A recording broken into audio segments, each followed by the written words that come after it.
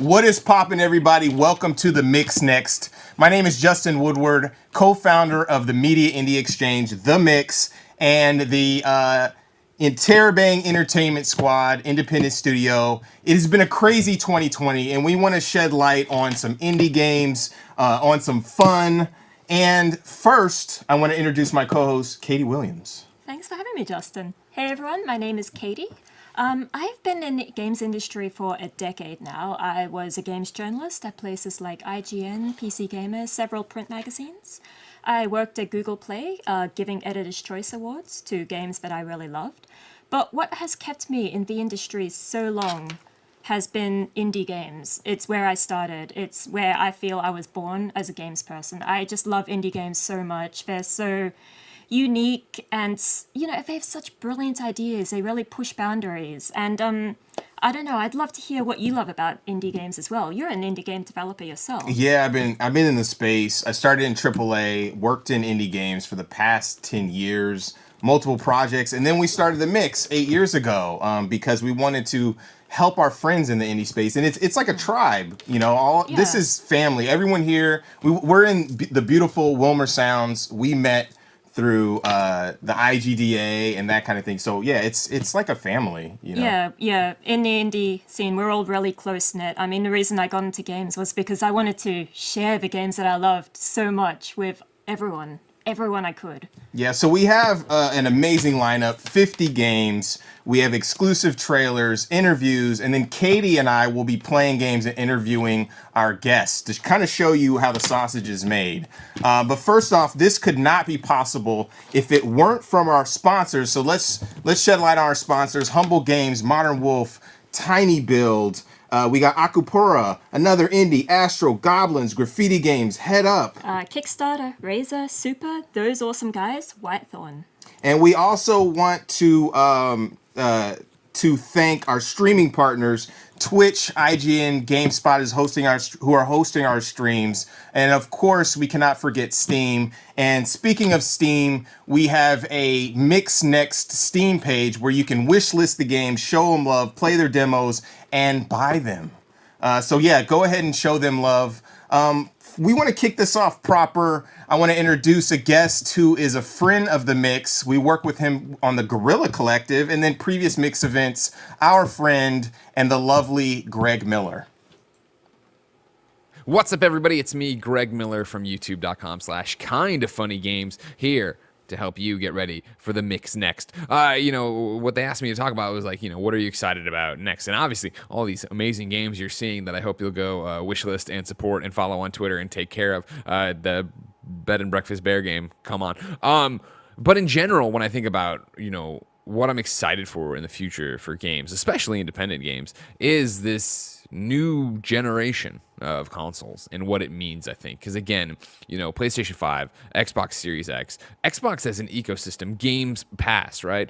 I really think it gets interesting as to what are the benefits for these going to be for developers. I think the fact that these consoles aren't huge shifts in terms of technology, they are, more of an upgrade from where we are, makes it easier to develop on. I think that the ease of access to them, what we've already seen, the way Xbox is helping out indies, the way PlayStation continues to improve their systems to make it easier to put your games on there. That's what gets me excited, is the idea that smaller than ever teams can go out, make a game, can put it on PC as usual, and then bring it over to these consoles and find a brand new audience, right? I think we saw such success this past generation with PlayStation 4, bringing in so many different gamers, selling so many different consoles, and really opening up new avenues. When you think about what Xbox Game Pass is doing, when you think about what Nindies and Nintendo Switch is doing, it's such a great time to be making games right now. And so what gets me excited about all of this new technology, right, is something we keep talking about on Kind of Funny, that next generation isn't about graphics, it isn't about audio, it's about convenience.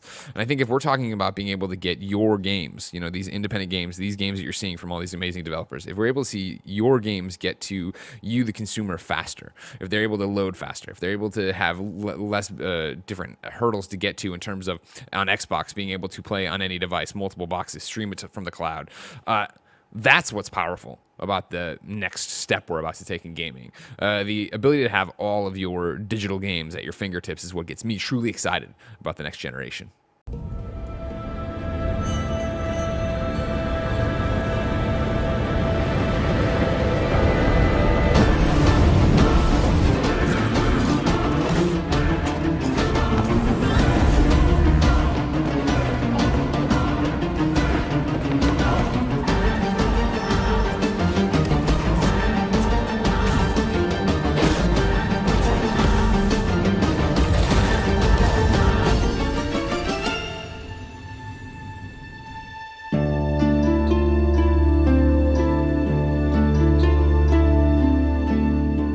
Hey everybody, this is Richard James Cook of Graffiti Games, and today I'm excited to show you an exclusive preview of our upcoming game, Blue Fire, developed by Argentina-based Roby Studios.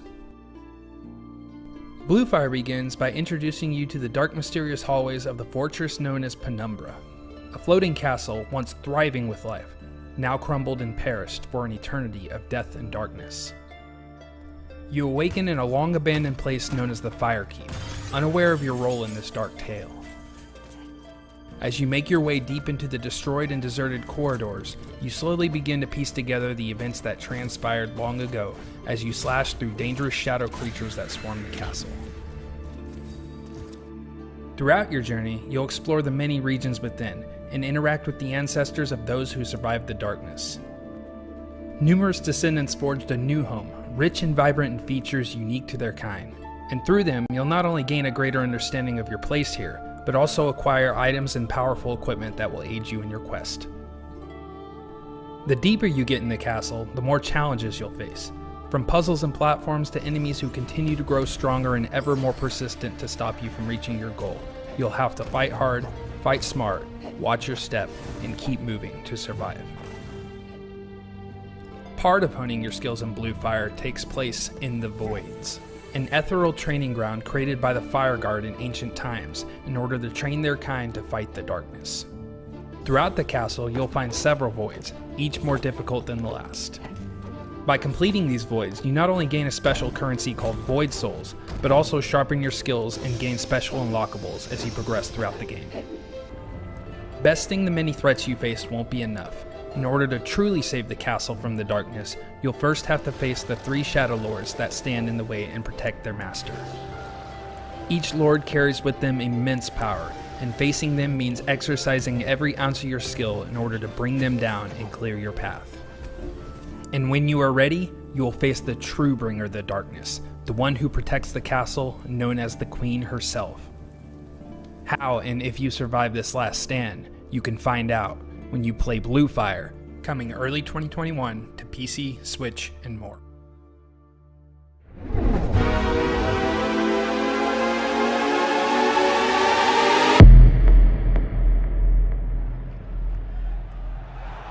Here we are with another season of RDRA.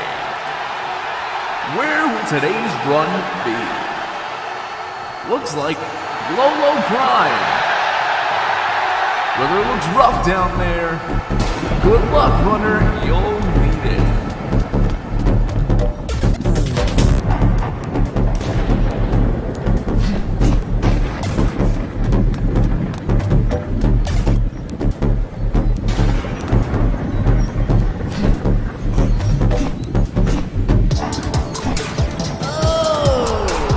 Emma's 100% failure rate continues.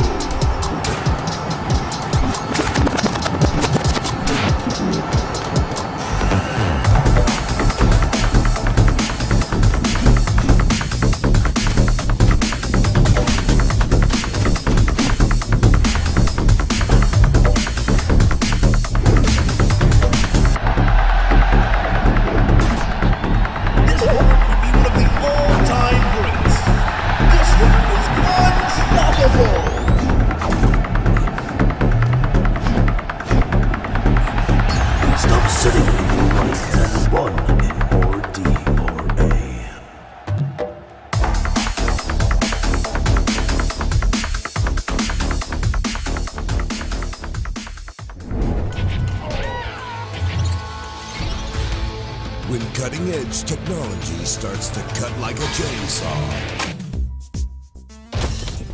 On the brink of death, one robot vacuum will learn that some grudges are hard-coded.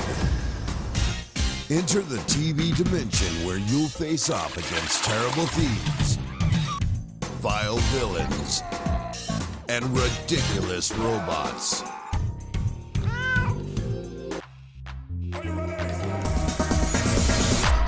Use your robo skills to master your environment and make evil bite the dust. Hide. Protect. Suck. Battle through the TV dimension. Rise from the ashes to avenge your family and show the world that justice sucks. Justice sucks. Recharge. Hi, this is Winston from Samurai Punk, and this is Justice Sucks Recharged, the game about a killer robot vacuum on a quest for vengeance through a neo-90s multiverse. In this game, you'll be fighting off evildoers by hacking gadgets in your environment, turning them into traps Home Alone style. When you spill their blood, you can suck it up and gain access to the new blood ability system, which I'll be showing you a few examples of today. Blood Ram lets you fly into your enemies like a rocket, unleashing a wide area of effect explosion on impact. Great for mobility and crowd control. Electric Chain allows you to click any two hackable objects and create an electrified tripwire between them. Any enemies that touch it will get a nasty shock. Sexy Punch is a devastating move that summons a muscular spirit that punches one enemy, sending them flying. You can even launch enemies into each other for that sweet bowling ball betrayal. The game has a combo system that rewards you with health drops and points that can be used to purchase even more blood abilities. You'll have plenty of options in the full game, allowing you to customize your ability loadout to suit your playstyle. Each level is rich with possibilities for combos, so experiment with your abilities and everything around you for hilarious and stylish kills. But remember, since you're a vacuum, you gotta clean up the mess afterwards to get that high score. Please check out our demo on Steam, which includes the first level of the game. We really hope you enjoy our unique flavor of vacuum vigilante carnage. Stay tuned for more news later this year, and don't forget to hit that wish list. Much love. See ya. Are you ready to break into some nonsense? Let's go. Ever since I was little, I wanted an afro, so I'm very pleased. Oh, you took the hacker already. Oh, okay, fine. Cool. He has a better beard than me. If you need me, I'll be in cyberspace. Okay, looks like I have to like disable a surveillance. Oh, I see you. Oh, I see you. Hi. I feel like I need to whisper now. Partner's assistance needed. It's coming. It's coming. It's so simple yet so complicated. Push it real good. Push it. Got it. Yeah. There we go. There we go. Perfect. So, if you wanted to... Why are you like this? There's things in the ceiling that I feel are gonna laser me. Up a scooch. And then to the left a little bit. Just look on down. Yeah. What?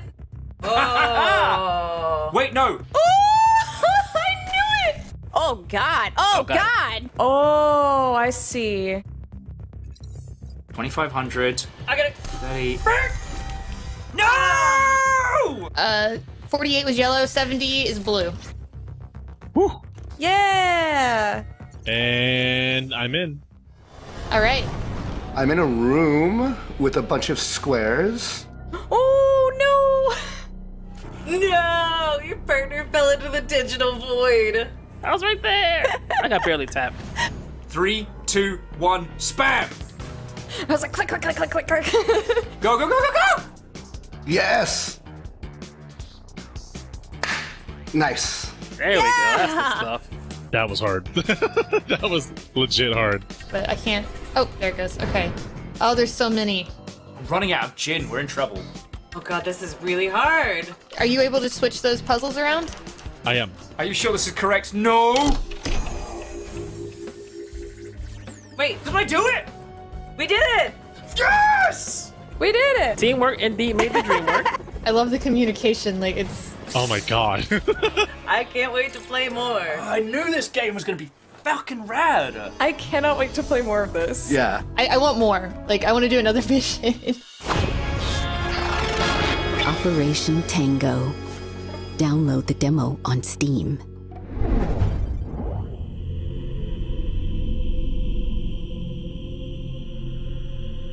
Vigil: The Longest Night is an action horror RPG developed by Glass Heart Games and published by another indie.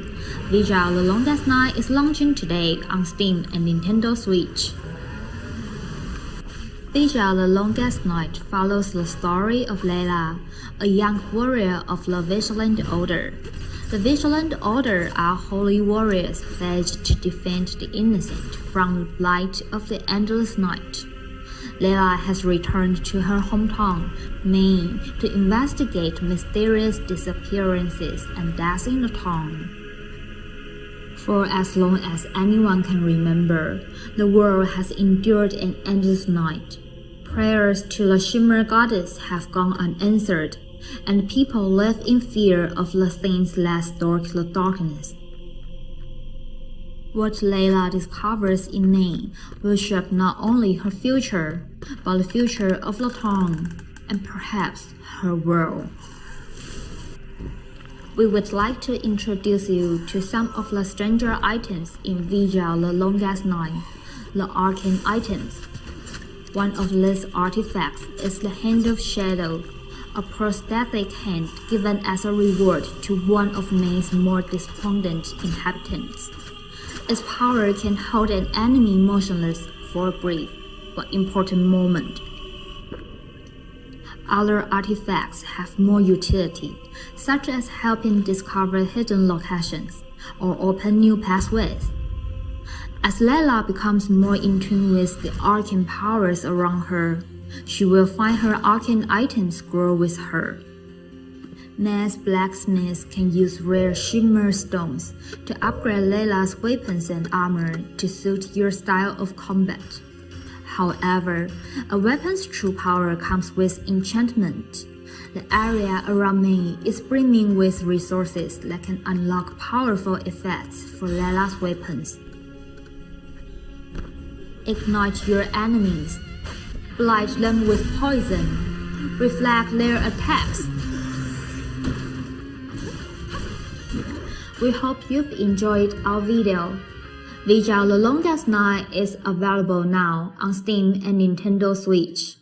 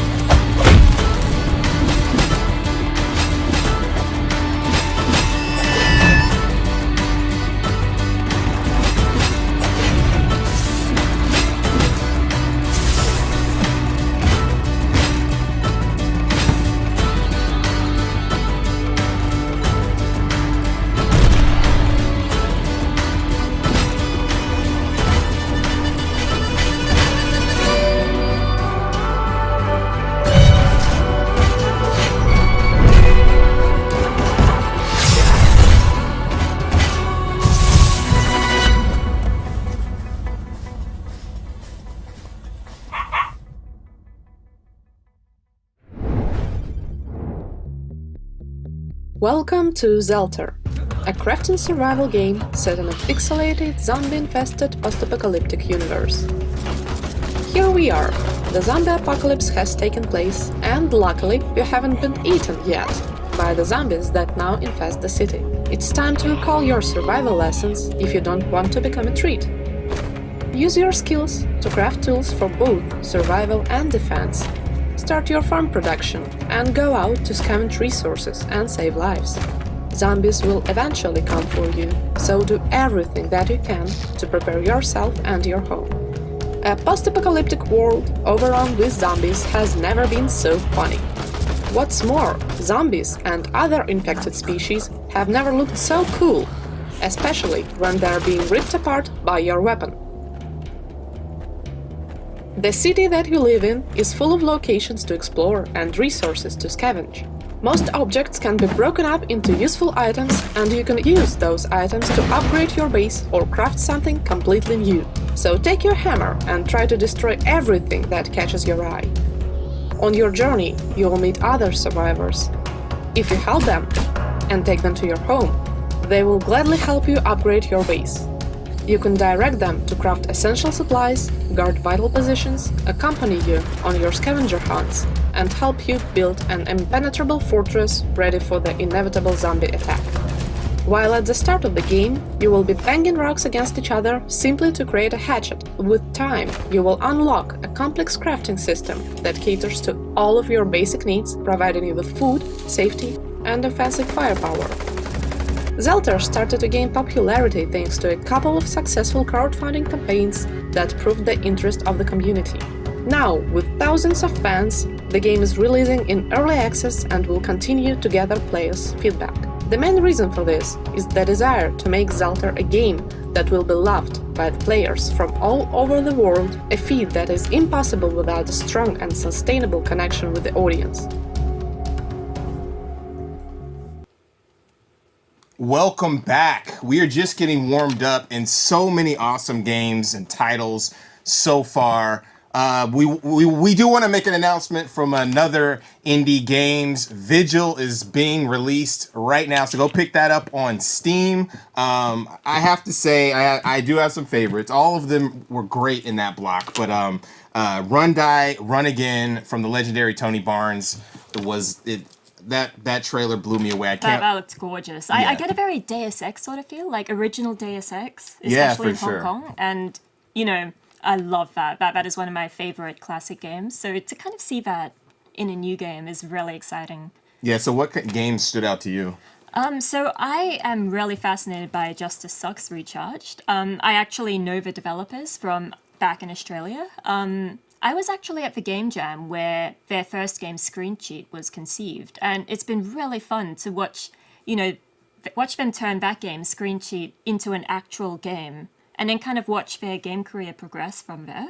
So they've had like The American Dream on VR, and now Justice Sucks with this bloodthirsty robot vacuum. I like how you snuck that in there. Yeah, Samurai Punk is really cool. We had Screen Sheet back in like 2014, I believe, or 2013 at our first mix events.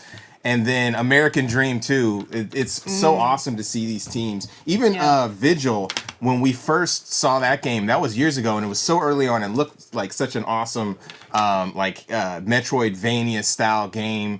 And yeah, it's just cool to see these games. Yeah, now it's out today. It's out. It's out. We want to introduce our next block of games, starting with 2 titles from our friends and partners, Modern Wolf. In certain other games, you play the role of a perfectly manicured president who never needs to worry about getting their hands dirty. But real governance is messy, and you will not have that luxury. Here in Basenji, the people have broken the chains of a tyrannical monarchy.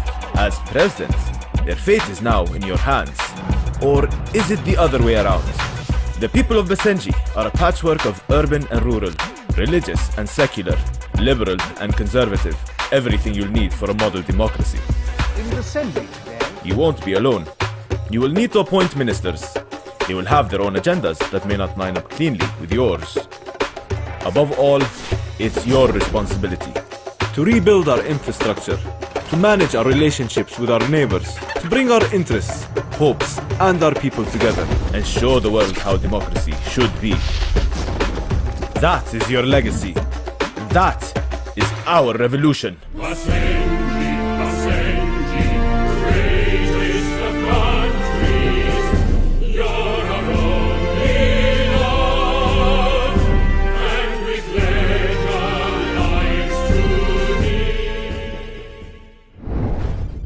What does music sound like in space?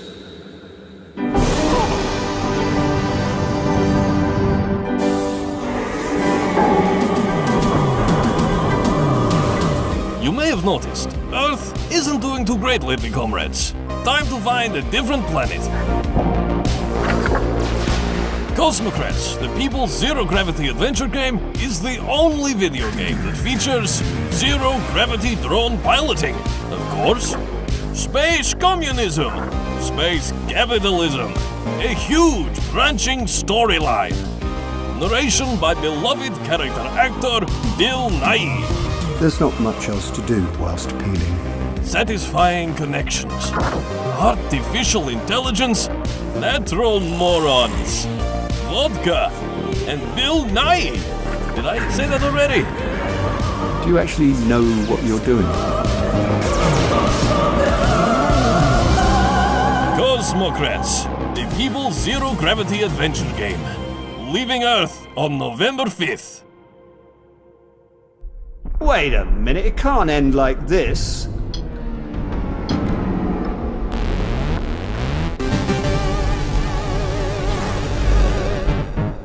But that, my friends, is but the short beginning of humanity's long journey deeper into space.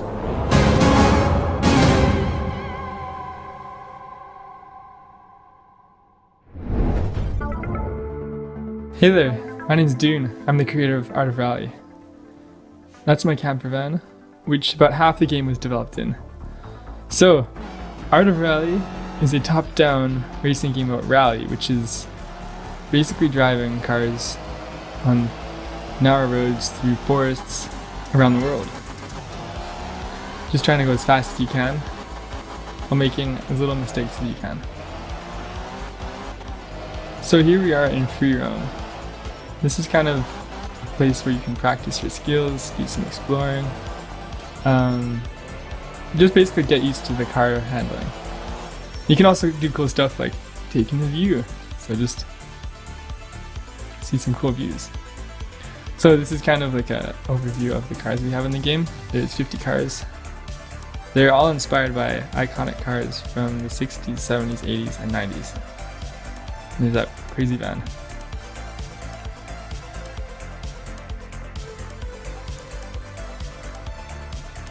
So here we are driving a Group B rally car in Sardinia. Big jump. So the controls are in between simulation and arcade, so it does take a bit of real car handling skill to kind of master the handling. So you have to really use the brakes. You can't just be full throttle the whole time when you're starting, at least when you're starting to play this game.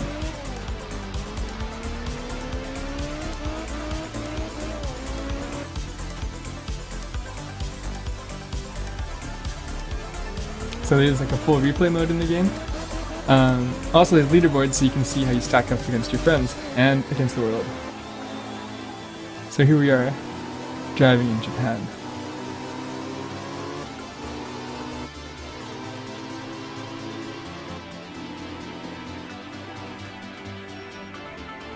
One of my favorite parts of the game is the photo mode. So that basically you can also go into it from replays, so you can set the car exactly where you want to and try to get your perfect shot.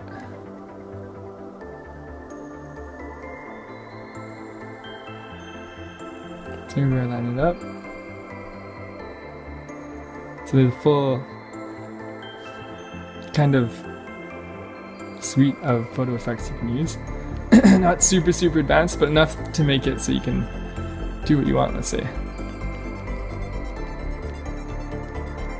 So we were lining up the shot, quick, and there it is. Thanks for checking the game out.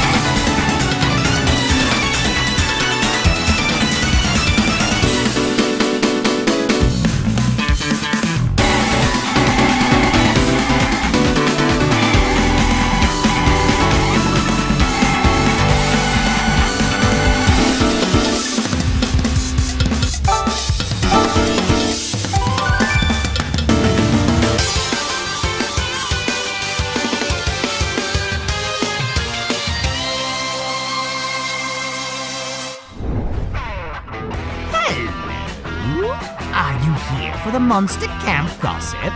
Then I have good news. They say there's this powerful witch camper, yeah? So the other day, not one, not two, but 3 of her evil exes came to camp looking for her. What happened next was wild. Wait, that's not all. Everyone knows there's this cute robot attending Monster Camp, right? Here's something else, though. I heard there was this robot uprising that threatened to end monsterkind. Was our robot friend trying to stop it? Or leading it? We may never know. This is just the start.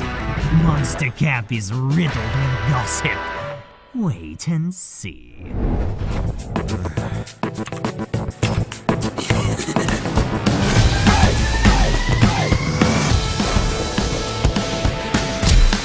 Monster Prom, be your worst self.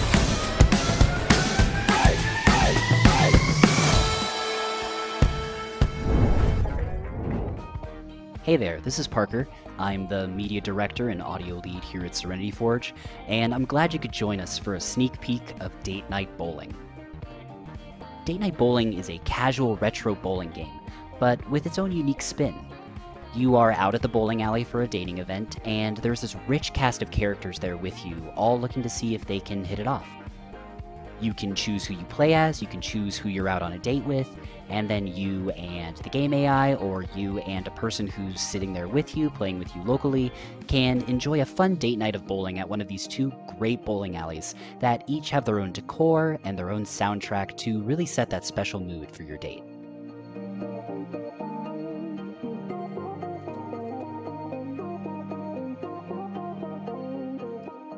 But as with any date, it's not really just about bowling.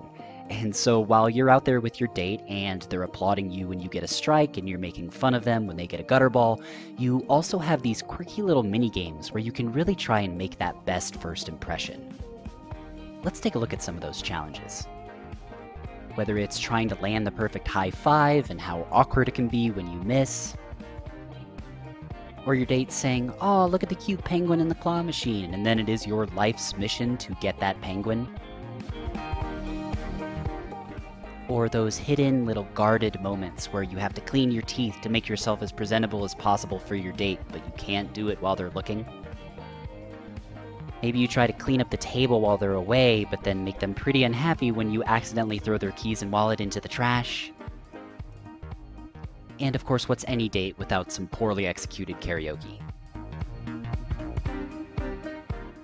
So it starts off as just this fun bowling experience that can be fast-paced or it can be more relaxed, but then in between frames is when you actually get to have the date and see if you can earn that great rapport with your bowling partner to maybe go out on a date again. And that's what really makes Date Night Bowling such a special and charming experience to play, where you can come back over and over again, not just to bowl, but also to try out other combinations of these characters and get better at those challenges to see if you can really hit it off. We're super excited for you to play some Date Night Bowling. It's coming your way early next year, you can wishlist it right now on Steam, and we really hope you enjoy it. Until then, thanks for watching.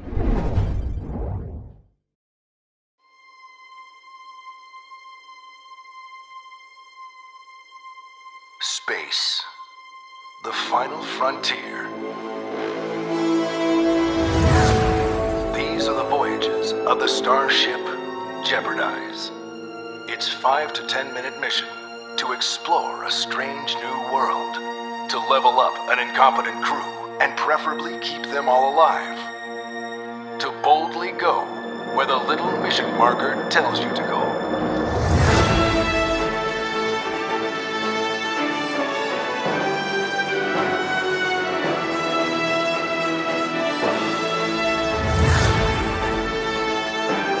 We all know they don't make engines like they used to, so at some point you're gonna need to give the old can some TLC. Just do yourself a favor and avoid doing that in the middle of an asteroid belt. Pay attention to that first syllable there and watch yours. It's like the old space crew say, if your crew member takes a hit, they're in the Physics 101, cadet. Every action has an equal and opposite reaction. If the gravity is turned off on your ship and your crew is firing off extinguishers with no boots on the ground, what do you think is going to happen? That's right. They'll be flying backwards down the corridor faster than a falcon on a Kessel Run.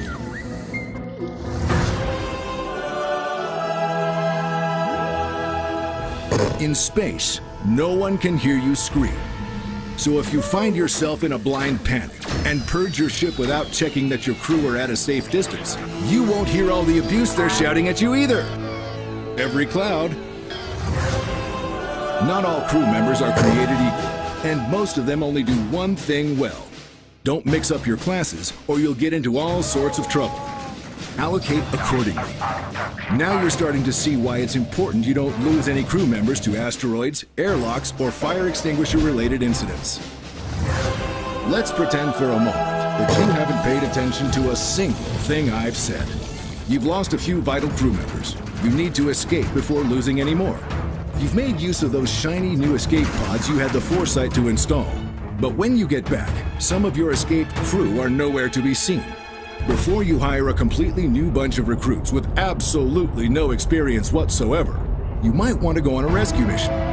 They're probably floating around somewhere using their last minutes of life support to imagine all the ways to make your life hell if they ever see you again. But their experience could come in handy in the future. Well, that's about all the advice I've got for you right now. But I'm sure you'll discover plenty more ways to mess everything up over the course of your impending space adventure. It's a dangerous world outside your ship, and with you in charge, it could be an even more dangerous one inside it.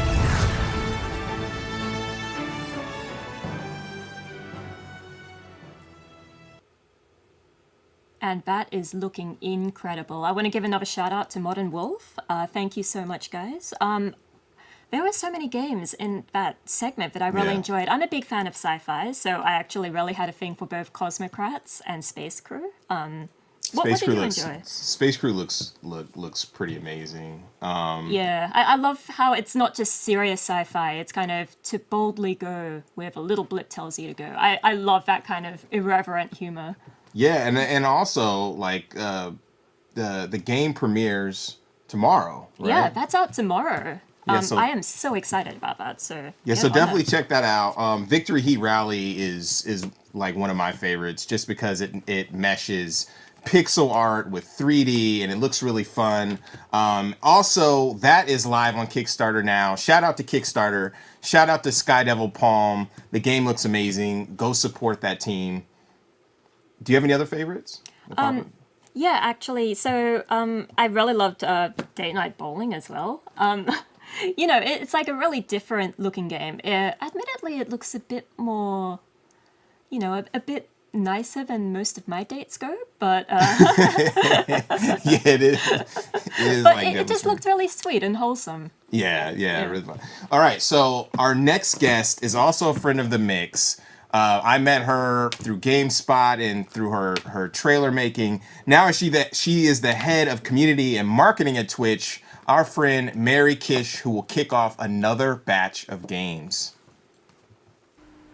Hey guys and gals, my name is Mary Kish and I am head of community marketing at twitch.tv, and I'm thrilled to show you guys a big old grab bag of games that you're probably going to want to get your hands on. I'm always excited to see what's going to be the next big advancement in gaming, whether it's technical innovation or a fantastical world or a unique game design. And with the next-gen consoles right around the corner, I think we're going to see a lot more developers taking huge leaps of faith to see what's going to be that next big hit. And when it comes to the streaming world, we're seeing lots of love for massive competitive online playgrounds and interactive experiences with friends and replayability. It's actually been a surprise to see which games have been the top of the charts this year. Some of the games that didn't actually even come out this year but had a resurgence. But what they all have in common is that they keep viewers glued to their seats to see what's going to happen next.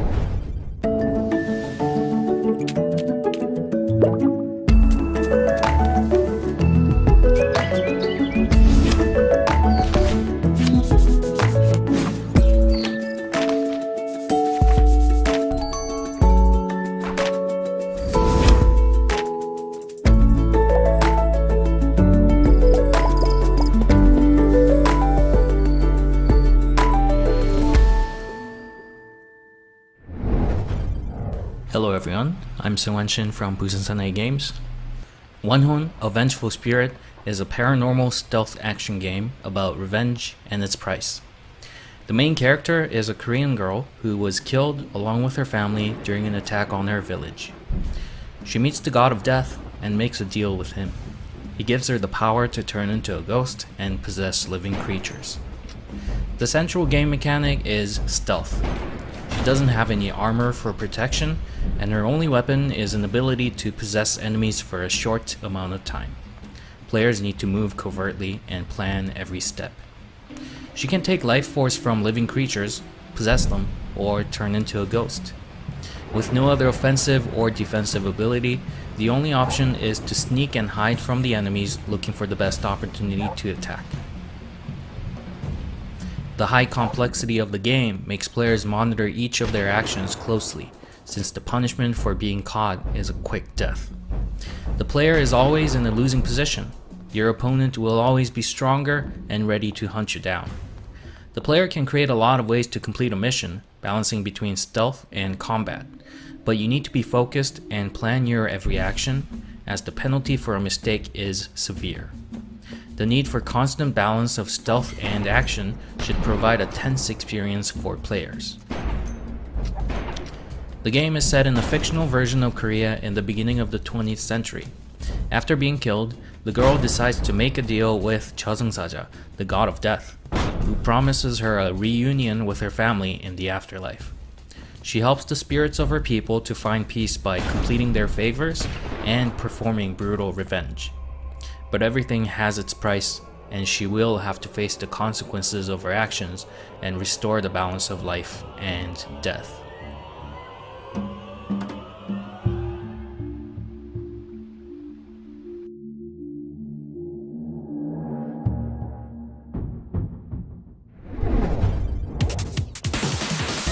Hi, Chris from the 30XX team here.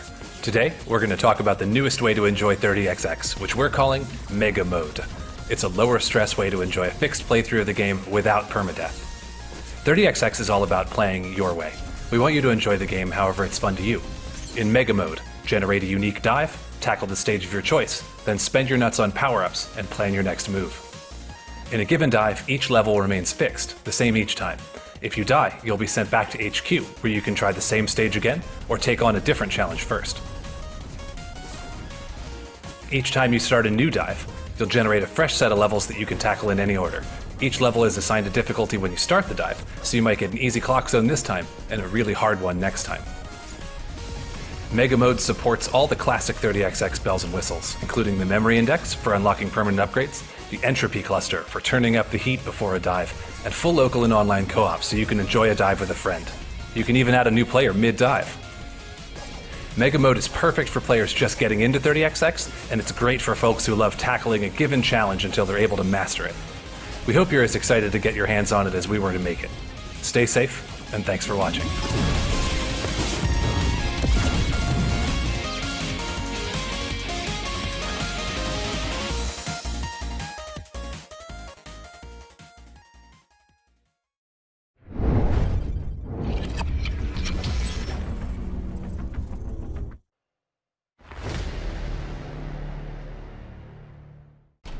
Hello, we are Xserve Studios, and this is our latest game, The Riftbreaker.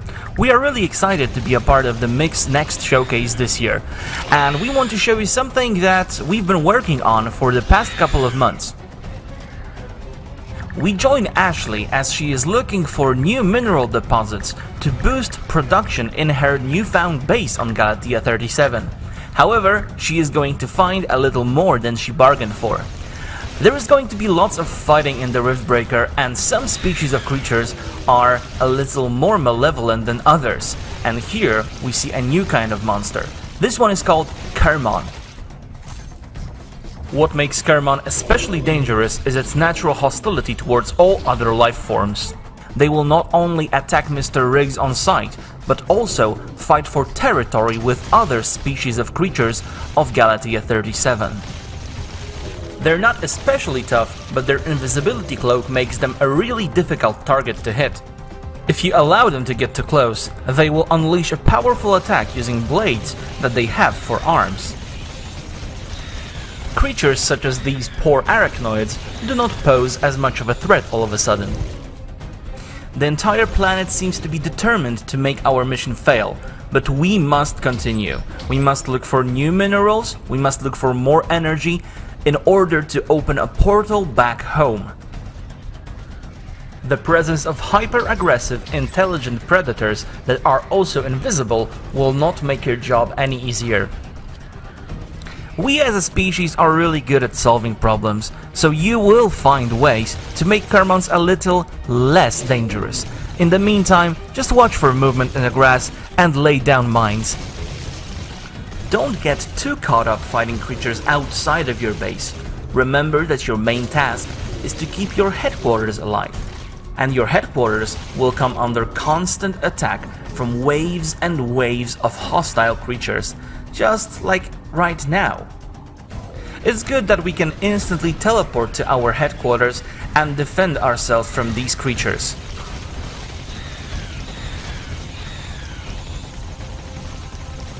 Building solid defenses and expanding your arsenal with new technologies will give you lots of advantages in long fights. You can always craft new gear using the blueprints you research and the minerals that you find. Making use of all the inventions that you can will guarantee that you will live to fight another day and make it one step closer to coming home. We hope you enjoyed this little video. If you want more, visit us on YouTube. Bye bye.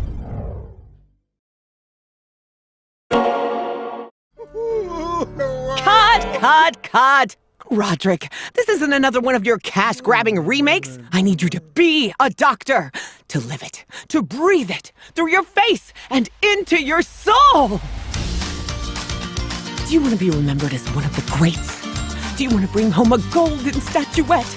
Do you want to save 2 Point County? Well, a great artist once said that art can heal the world. It was me. I said that. These people are sick, Roderick. Sick! And the only cure is culture. They need music. They need art.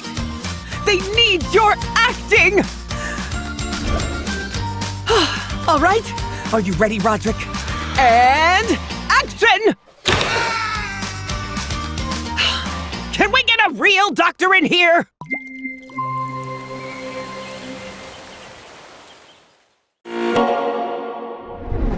Two-Point Hospital allows you to manage your own healthcare system, which might sound dull, but it isn't really, because our illnesses and ailments are all made up from quirky, weird illnesses, which you have to work out how to cure in equally weird and wonderful ways. So our latest DLC is delving into the world of celebrity, really. We kind of realised that this sort of celebrity theme is something that's become a running theme through what we've done so far. So it was really interesting to sort of think, okay, how can we bring them all together? So Culture Shock kind of leans on some of the celebrities we've already introduced into 2 Point County.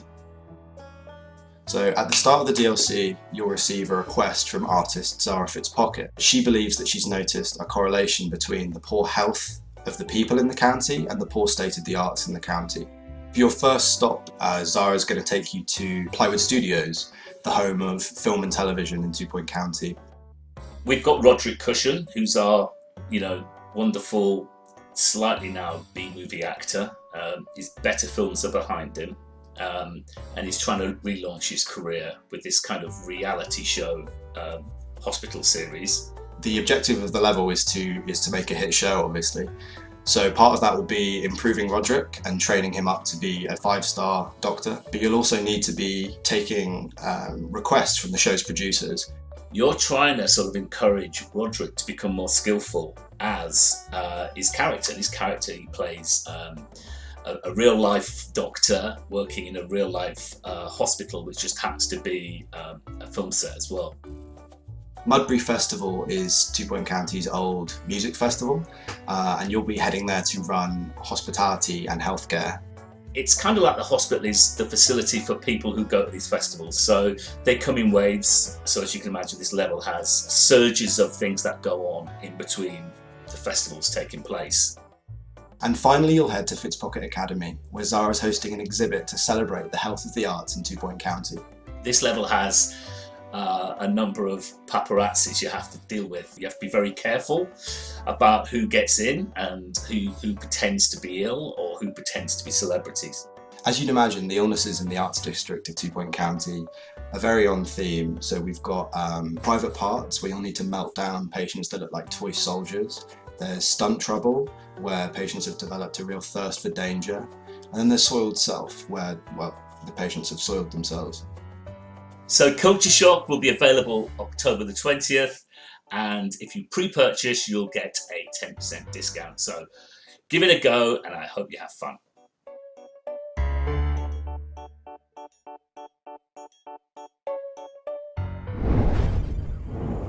Hey everyone, we're the developers of Away the Survival Series, an adventure game inspired by nature documentaries where you play as a small sugar glider.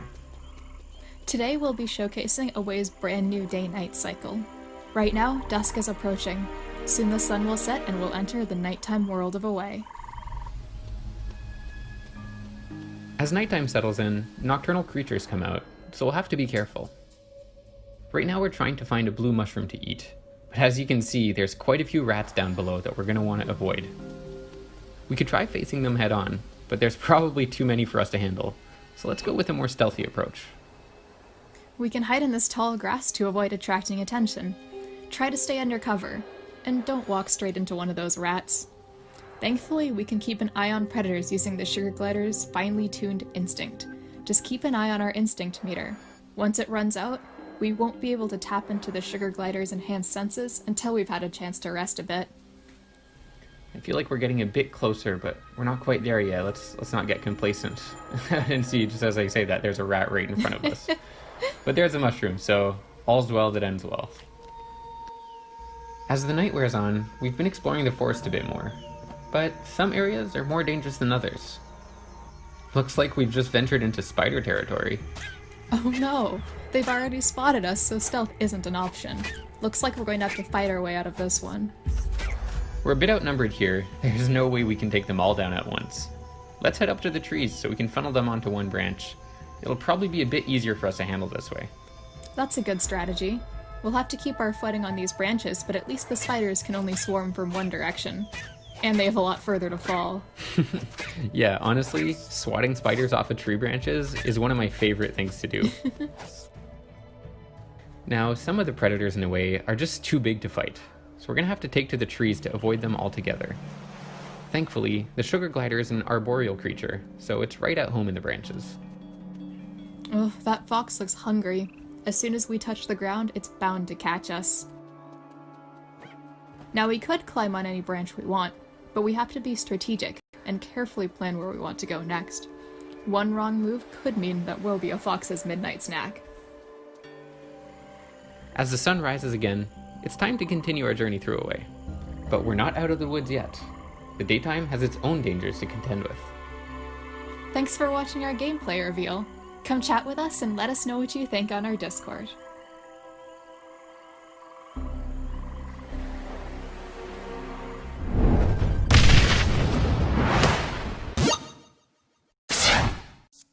Hey everyone, this is Julian from HeadUp, and I'm excited to tell you a little bit more about our first self-developed and self-published game, which is called Tinkertown and is a multiplayer sandbox adventure game. Tinkertown is about exploring, crafting, and building. And each time you start a new game, a unique world will be randomly generated. And you can go on and play it either by yourself or with up to 3 friends online.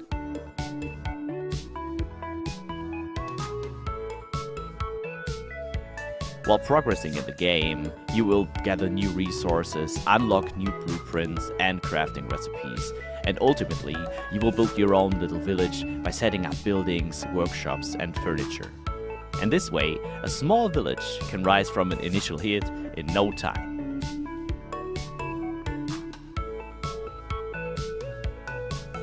You'll be able to discover and expand into uncharted territory by exploring beautiful landscapes, such as mystical forests, great deserts, chilling ice tundras, and steaming lava mountains. And of course, during the progress of the game, even more.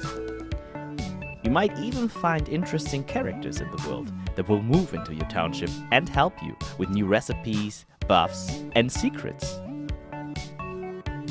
While exploring, you will find entrances to mysterious dungeons that are scattered around the world, and there you can descend into combat-driven action and battle large underworld bosses. And of course, if there's risk, there'll be more rewards. So there's epic loot that awaits those who dare to face the underworld. Tinkertown will hit Steam Early Access in fall 2020, where it will receive its final touches with the help of you, the community. So join our Discord, Twitter, and wishlist Tinkertown on Steam to stay updated about upcoming beta tests and more. Rated everyone.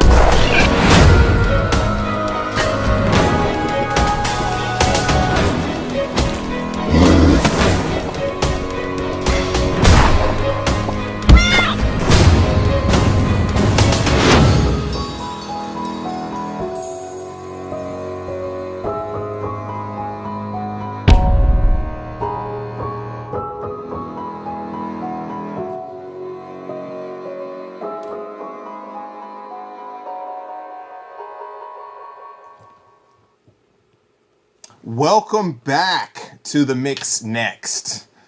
I once didn't pay my taxes for 3 years. That's upsetting, but we got to turn up. That one's hilarious. There was some amazing games in that portion. I love 30XX. I love Mega Man games, so that one, you know what I mean, just floats my boat. Yeah, for me it was all about 2 Point Hospital. It's been one of my favorite games during this whole pandemic. Something about playing a game about a hospital full of sick people during a pandemic, for some reason, I find really fun. So I'm really excited about this new expansion pack. And I'm a big fan of modern art, so I really liked the shout out to Damien Hirst with the whole shark and a fish tank thing. Oh, wow. Yeah, shout out to Sega for working with us on that. That game. I haven't tried it yet, but I need to play it for sure. Yeah, I also really liked Away with the sugar gliders and eating mushrooms. You know, that's something I really enjoy.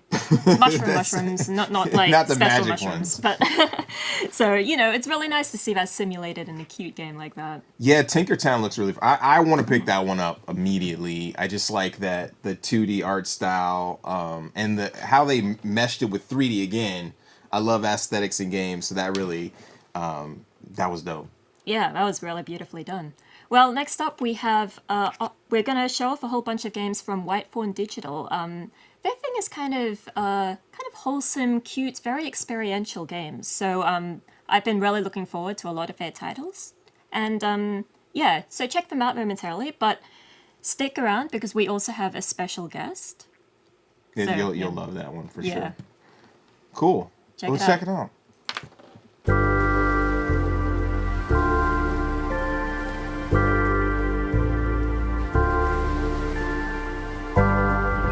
Hey, I'm Samantha, the community manager for Whitethorn Games. We're an indie publisher based in Erie, PA. Every publisher has a certain style, and we're no different. The kinds of games we tend to make are approachable, bite-sized, stress-free experiences that you can enjoy for as little or as long as you'd like.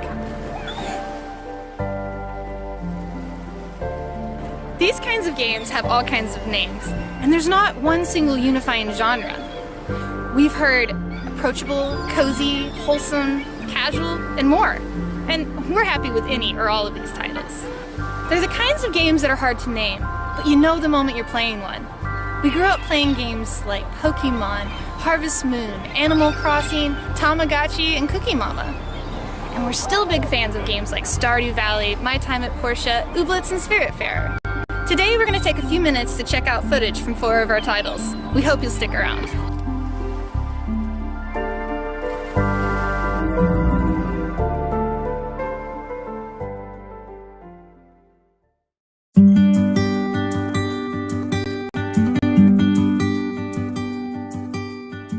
It's September 1st, 1986.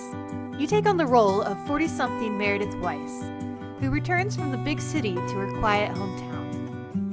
As Meredith, you get to decide who to talk to, who to befriend, and perhaps even start a romantic relationship with. Play late and escape to a beautiful, rustic environment without cell phones and the internet. Drive around the lake in your dad's trusty mail truck, or let the autopilot do the work. Talk to a range of engaging characters, each with their own personalities and quirks. Choose after-work activities, hang out with your friends, help out your neighbors, or stay home and read a book. Experience 2 in-game weeks of branching story that doesn't shy away from slice-of-life themes. Determine your own story. There are no right or wrong answers or endings, simply what you want to happen.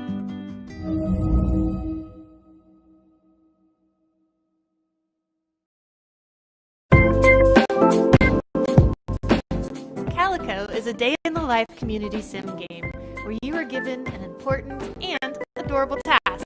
Rebuild the town's cat cafe and fill it with cute and cuddly creatures. You will journey to a small village filled with magical girls and other fantastical friends, where you are placed in charge of a rundown cat cafe.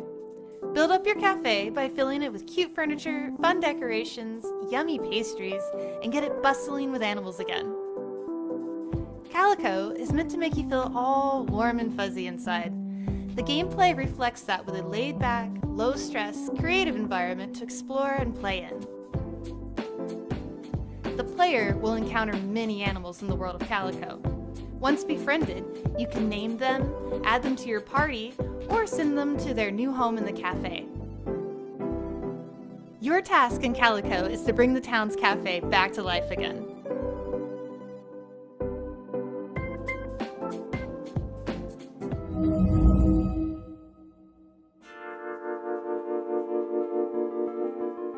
Princess Farmer was just an ordinary farmer when one day she woke up under the Gaia tree. Now, through the magic of Mother Gaia, she can hoist up whole rows of veggies with ease to make matches and smash obstacles by herself, in co-op, or even versus a friend. Play through this charming story meets match 3, meeting adorable characters and creatures along the way. It may look like Princess Farmer plays like a modern match 3 game, but it's much more strategic and reaction-based, tasking you with character movement and stack management. You can choose to adjust how you approach your strategy to maximize matches, combos, and smashes. But watch out for storms! That's when grumpy blocks show up to spoil all your harvesting fun! Something mysterious is happening in the woods, and it's your job to puzzle your way to uncover it. You'll learn about the world around you as you talk and build relationships with the lovable characters, including Mother Gaia, Garlic, Shopkeeper Rowan, and even Bot Bunny. Smash rocks, make combos, win hearts.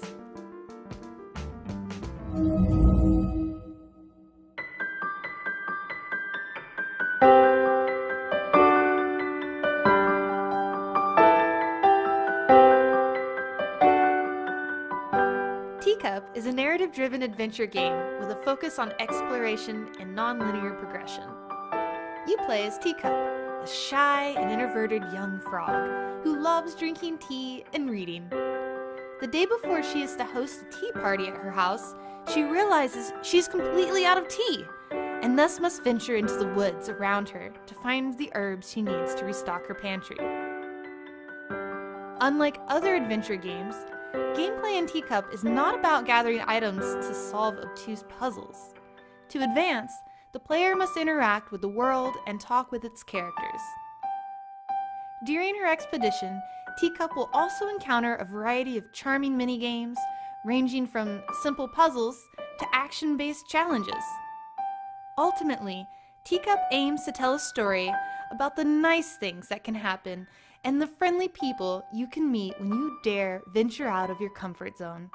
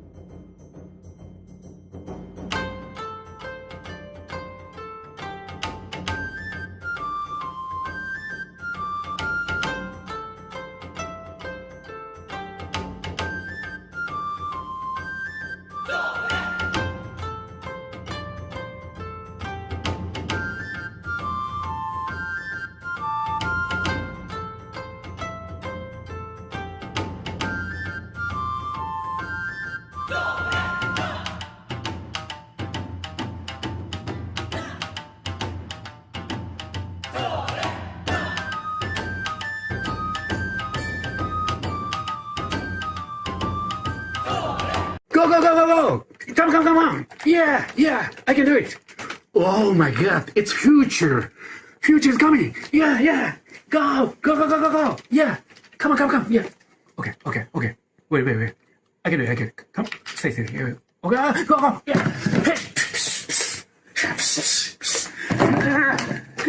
No! Come on! Okay! Oh my god, it's Future!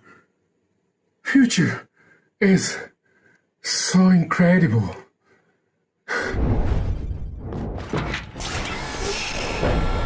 Round 1, go!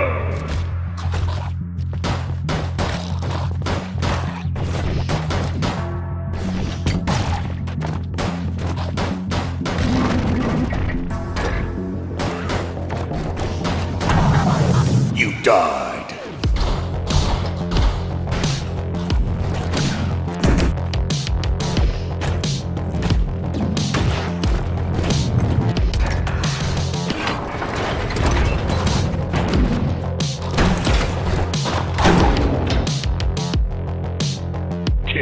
Die, motherfucker.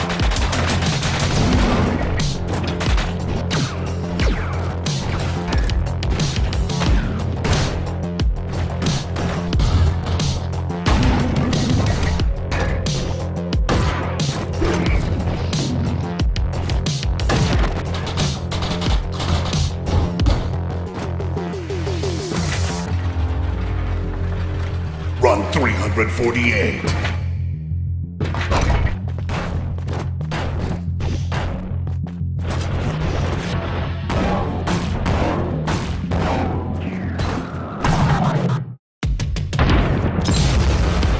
Orbital bullet. Wishlist now. Hello everyone, I'm Charles from Charge Games, and today I'm gonna show you the game we're working on, which is called Overloop. It's a dystopian adventure game about cloning. It's coming in 2021 and it's published by Digirati. So let's get right into it. We are here in one of the very first levels of the game, and we are accompanied by Dennis, a friendly AI who will comment on our actions throughout the level. He was abandoned in this testing facility and is super happy to talk to someone. For this test, we are given a gun, a cloning gun to be more precise. So we grab it and we proceed to the very first test chamber.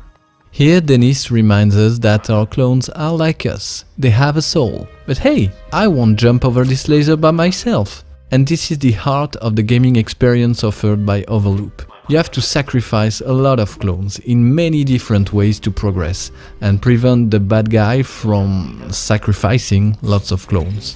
It's a pretty open-ended way of making fun of all those games in which, under the pretext of saving someone, we end up killing hundreds of people. But this time, you also control the victims. Here you see that because we are limited with the number of clones we can have, we can't reach the end of this room. But that's okay, clones have a very convenient suicide option. In this room, you can see another very important mechanic from our game. Not only you can jump on top of each other, but you can also walk while carrying some of your characters. Okay, just one last example. Here I want to reach the platform at the top right, but a laser is blocking the way. So I'm gonna activate the elevator with my original character to send one of my clones to deactivate the laser. And then I'll use another clone to activate the elevator again once the way is clear. Obviously, the puzzles will become more and more complex and diversify over the course of your adventure. The game offers so many fun ways to kill clones. Oh, by the way, at the end of this level, you get the ability to create an additional clone. You can use this new clone to exit the room. And as you can see, this door needs 3 people to open. So we're gonna use all of our clones and then end the level.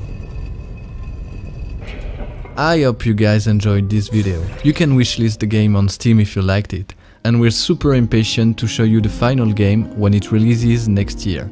Bye!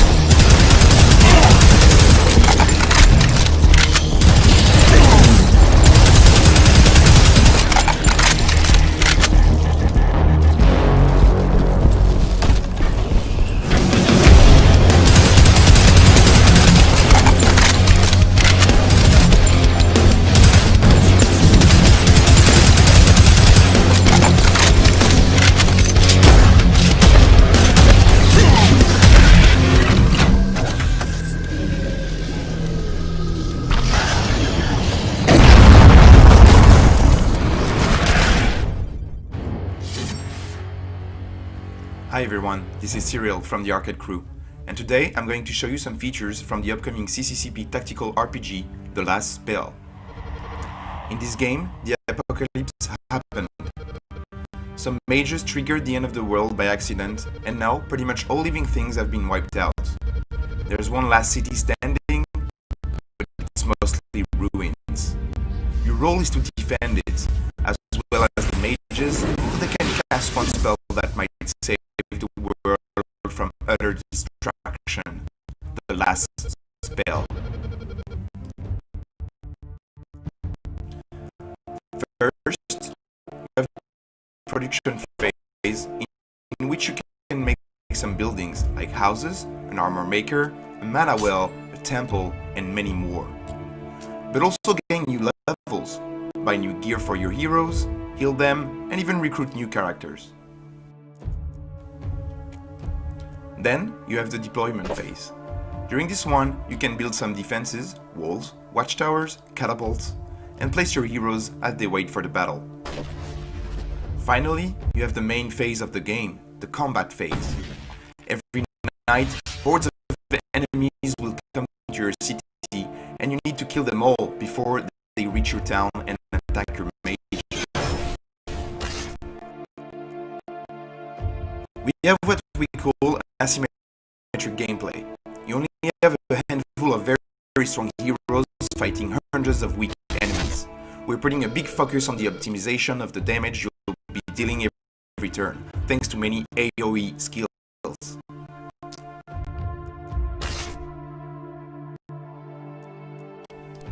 In The Last Spell, the characters are classless. This means that all the skills you'll be able to use depend on the weapons your character will be carrying. We want to give the player this arcade feeling. Turns are quick to play, and you will easily use impressive skills to slay dozens of enemies. However, the player will be challenged with the resources optimization and the synergies between the characters they'll need to find. if they hope to make some progress in the game. So you'll need to start over many times to try new strategies. Finally, at the end of every night, you'll see the screen showing your score, the panic bar, and the damned souls you managed to collect. In the last spell, you have to take care of your citizen. If no enemy manages to penetrate the city walls, your panic bar will stay low and you will gain more rewards. You also earn souls when killing enemies. They will enable you to unlock new things for your next runs. And this ends this very small presentation of the last spell. We're still working on the game and we have long months of development ahead of us, but feel free to wishlist the game on Steam to support us and join the CCCP community on Discord.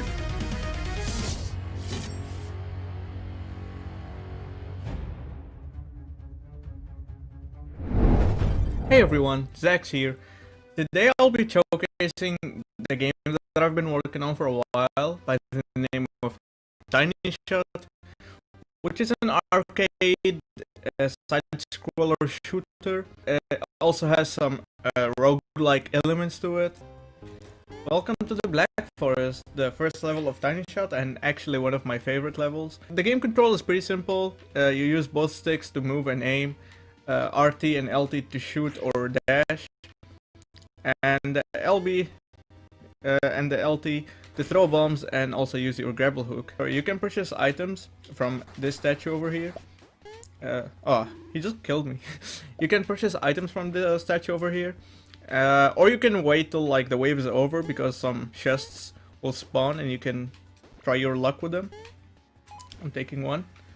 Okay, that's a good item. Now everything I get will be doubled when it comes to souls. Let's get these ones as well. And here we go. After you finish each wave, you'll be able to go to the market or skip to the next wave. I'm going to the market because I would like to purchase a new weapon or so. Okay, so this is a Force Guider. It's a really fun boss to fight.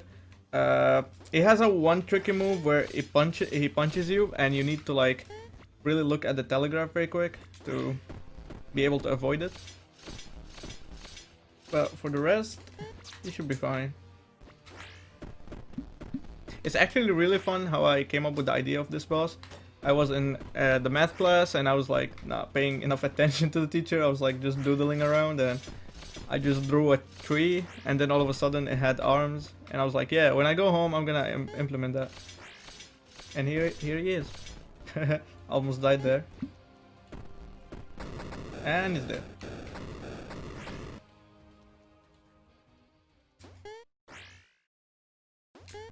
By opening this chest, if the next level was unlocked, you'll get a pet, which I just got because I unlocked the next level already.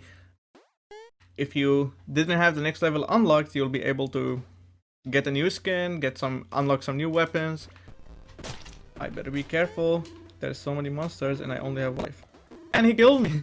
This big guy is really... Tiny Feet, you'll start a new run. You can go to the main menu. Yeah, that's Tiny Shot for you. Thank you guys for watching this video. And I can't wait till the game is actually released. Don't forget to wishlist it on Steam if you want. It's just called Tiny Shot.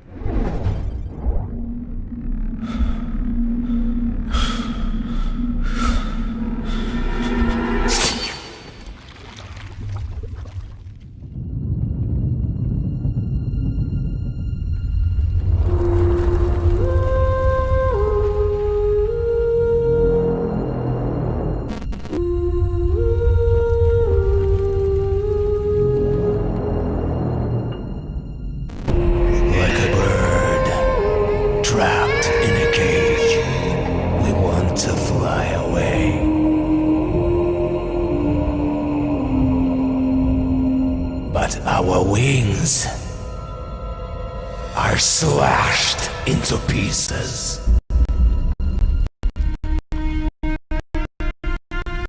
And we're left in this cold darkness. Is this the life you choose?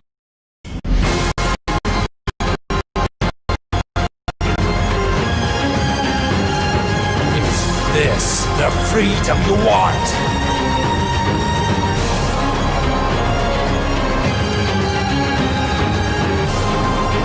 Do you believe in salvation?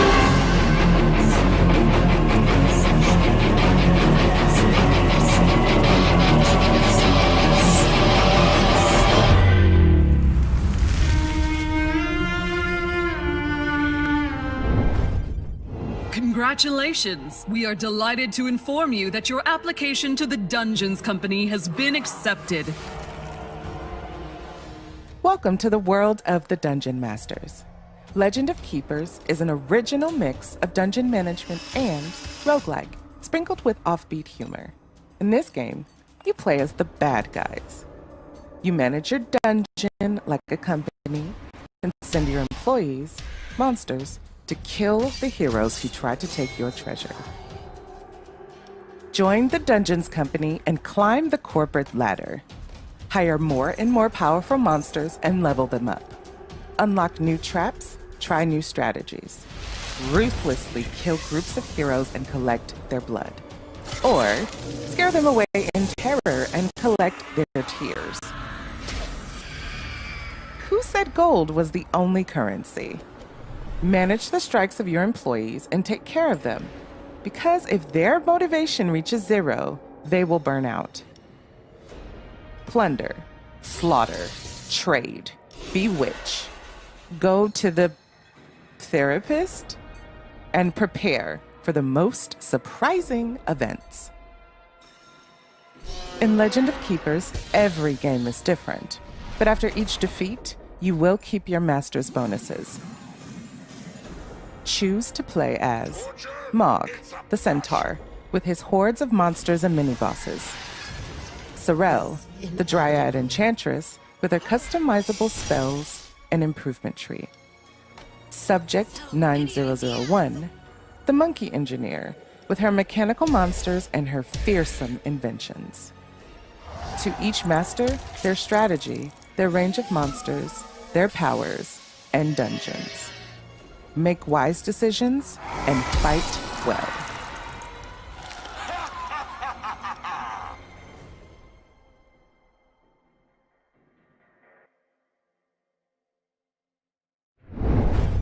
Hi, my name is David Princemill and I'm the game designer on USocket Parking. We wanted to make a game that was easy to pick up and be instant fun when jumping in.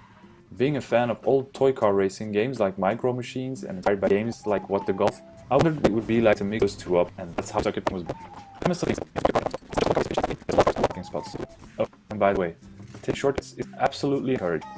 This is not your typical racing game. There's a catch. Stopping your car means parking your car. There is no reverse, people, only one shot for parking glory. Don't worry, you got an infinite number of cars at your disposal. If you're not satisfied with your run so far, you can just respawn a new car, and another one, and another one, and another one, and so on. By adding this mechanic, I wanted the player to never have a dull moment and keep the action going the whole time. The game might seem cute and forgiving, judging by its visual. Levels will definitely get insane as you progress and further develop your parking skills. The most fun part of this game and working on it is of course the physics.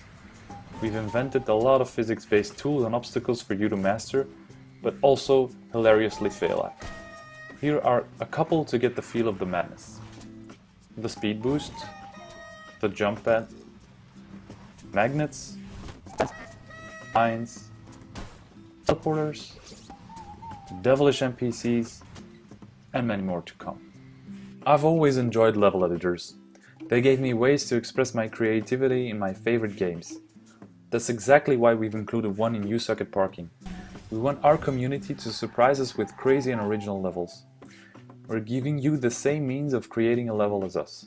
The level editor included is the exact same one that we use to create our levels in the single-player campaign.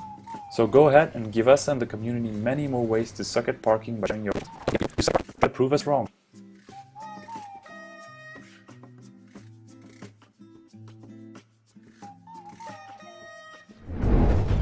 Hey everyone, I'm Nick Sutner. I used to sign indie games for PlayStation and Oculus, and these days I'm an independent writer, designer, and consultant working on games like Carto, which you're going to see in the showcase today.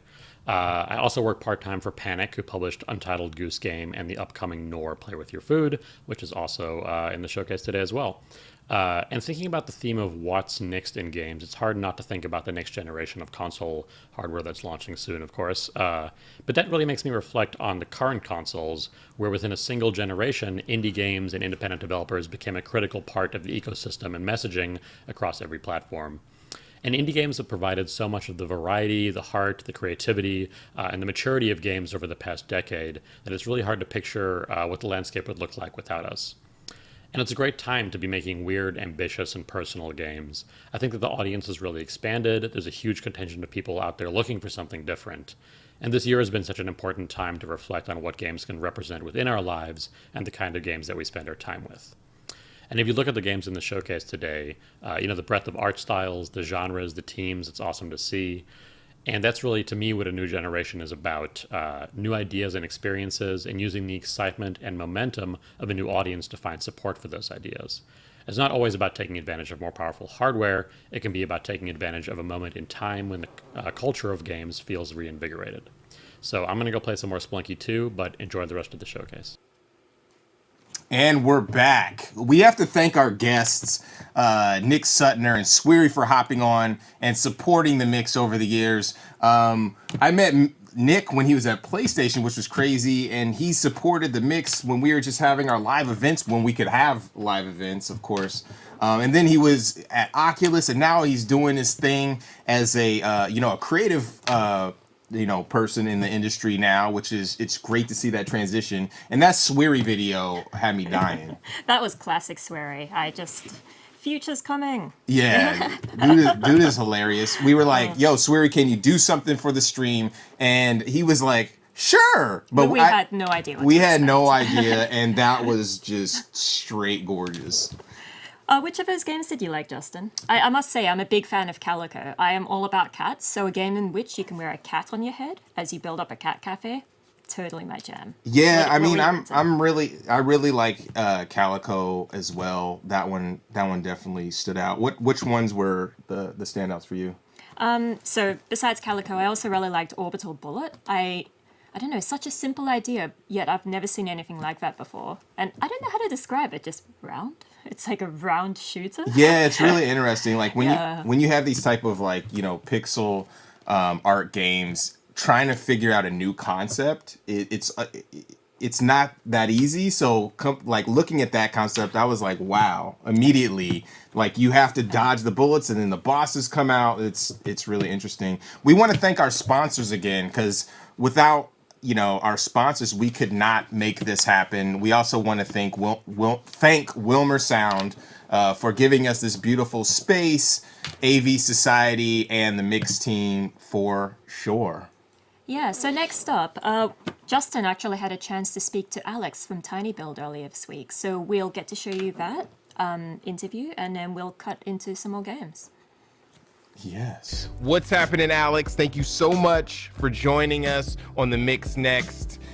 We definitely love to see what Tiny Build is always cooking, and appreciate the support that you have for this particular stream and also the other events that we've had in the past that you guys have worked with us on. So I got one quick first question, which is why the name Tiny Build? You guys are busting out huge builds right now, so it may be irrelevant, but why the name? Well, it's actually been a running joke that, when we have like a 50 by 50 boosted packs that's like, 50 feet high or something, that the name Tiny Build doesn't really resonate. But I think when we started the company, we were like, okay, we have this first game called No Time to Explain, right? And we're like, oh, we actually need a studio name. So me and Tom just sat there and just came up with the name Tiny Build at the spot. We're like, okay, we're a small team, we're building stuff, right? And it's actually funny because what I didn't know is that the word Tiny Build in British slang can mean like a person that is skinny, right? Tom knew that that was like the definition of tiny build, so he was like, okay, let's go with tiny build. While in my mind, I was actually referencing there's this build-up style in Warcraft 3 called tiny build. So we're kind of like, under this assumption that, hey, you know that this was a Warcraft 3 thing. He's like, no, you know that this just basically means that, like a tiny build, like person was a small build. For about 5 years, we had that assumption, and then we're like, oh, okay, this is awkward. Yeah, that's where the word tiny build came from. We just basically came up with it on the spot, and we just kind of rolled with it. From coffin installations at PAX to your success with the Hello Neighbor series, where is Tiny Build going next? And how do you think game development will evolve and the experiences in games will evolve in the next generation? Ooh. That's a really, really interesting question. I could talk about that for probably hours. I think what we did with Hello Neighbor is we had this hypothesis that eventually the games industry, especially the indie scene, is going to consolidate into essentially franchises where teams unite with each other, and if one of them has like a runaway success, a runaway IP or franchise, then multiple studios will be working on multiple projects at once at the same time. And this is exactly what happened with Hello Neighbor, because right now we have at least 3 studios working on games for the Hello Neighbor franchise, and an auxiliary animation studio that is helping do all of our amazing promotions. We have a great lineup of Tiny Build games on the mix next. Tell us about each of the titles, why you chose to publish them, and when they are getting released. All of these games, there is a lot of exciting stuff. So Hello Neighbor 2 is a sequel to our original 2017 runaway hit called Hello Neighbor. And what we want to do with the sequel is completely reinvent the AI. And that's what we've been working on. Well, the team has been working on this for close to 2 years now, where the AI would have different behaviors for when you're busting into his house, and he would chase you around an open world. It's terrifying, and I'm really excited to have everyone play it. Now, Black Skylands is actually a very interesting case, because I have seen the prototype like really early on, way back actually close to 2 years ago now, of a solo game developer. And we have decided to partner up with a solo game developer and help him scale a team to up to 15 people, I think it is right now, it might be 16 already, to develop this open world epic adventure of Black Skylands, where you are in an open world of floating islands. You have your base hub, right? You have your ship, you have a goal that gets set up in the very beginning of the game, and you make your way to that goal. The gameplay is spiced up between exploration, shooting with really great combat, and you use like your grappling hook to when you get knocked off of these flying platforms. So it's flying ships, open world, gorgeous 2.5D pixel art, an amazing story, and really tight controls and gameplay on the combat. Now, Mayhem in Single Valley. This has been in development for quite a long time. So the game's premise could be described the best way is it's Stranger Things meets Zelda. So the premise is that you're about to take off to college, your family is not in its best place, so you feel kind of bad about leaving, and yet you're excited and terrified about hopping on the plane and going off to college. And at the same time, there is a really bizarre chemical spill that happens in the city, and there are radioactive squirrels now. So I guess you're staying and you're figuring out what the hell is going on. Ramen is an 8-player competitive shooter with soup. I'll just let that sink in a little bit. There are a couple of gameplay elements. One most notable visual one is that you actually use soup to kind of slide around like in Tony Hawk's Pro Skater. And then you have a whole bunch of different game modes where you compete for being the the Sultan of Soup or the Broth King. With what exactly the final game is going to shape up, well, actually Mix Next is going to help us a lot in figuring that out, because right now we have many different ideas that are converging together. My most notable favorite one is a duck turret. So there is an untitled duck turret, which, good. So that turret is something that you set up for area control. Then you have a whole new mechanic that no one has seen before, with Fortnite-style walls, where you just you put up biscuit walls that you used for area control as well. And then a whole new series of weapons like the Bratling gun, and different game modes where you there's a meatball mode where you control a giant meatball and try to score it into the goal. It's a lot of fun. It's definitely not Rocket League whatsoever.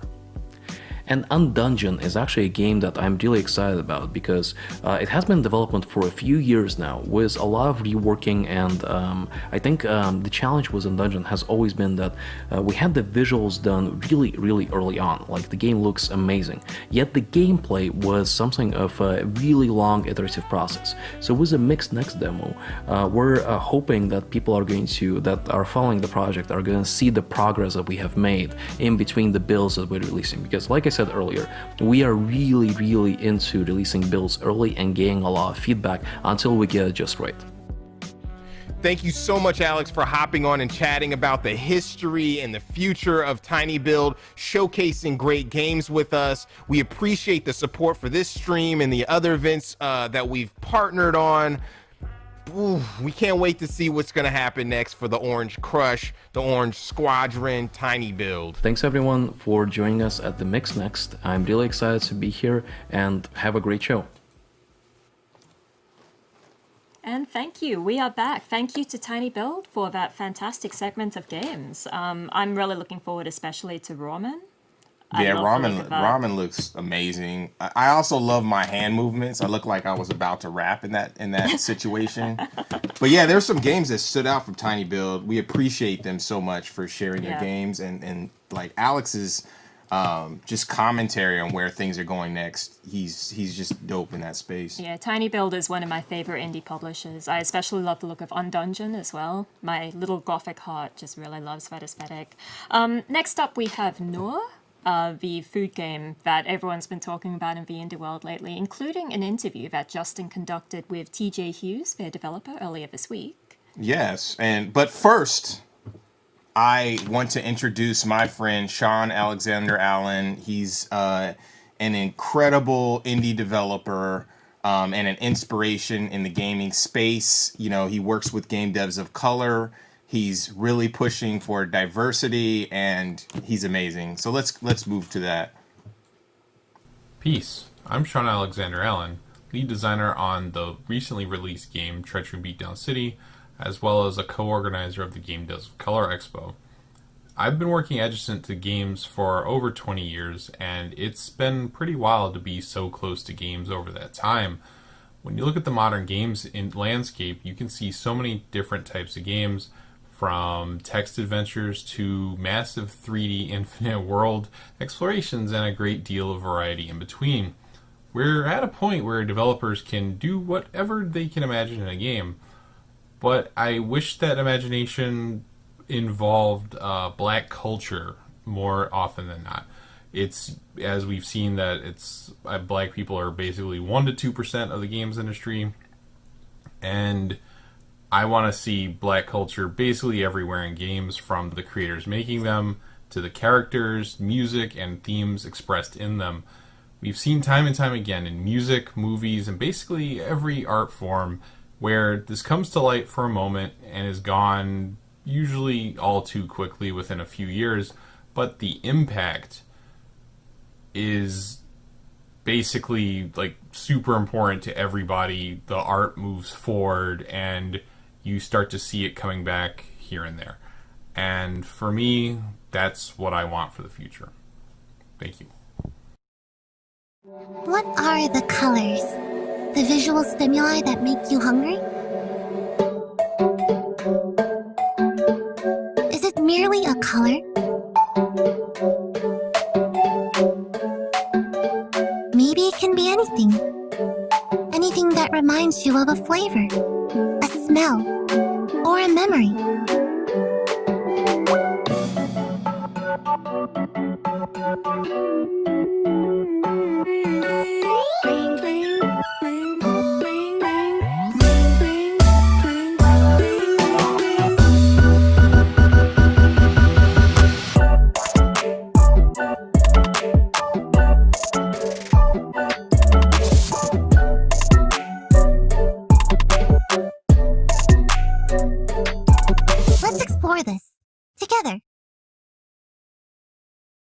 What is happening, TJ? Thank you so much for joining us on the Mix Next. Noor looks incredible. I've been following it for some time now, and it just seems to be evolving exquisitely. Thanks for having me.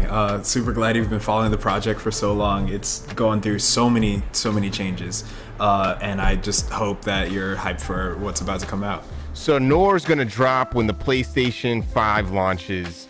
I played it for the first time during Day of the Devs a few years back. What do fans have to look forward to in this latest version of the game?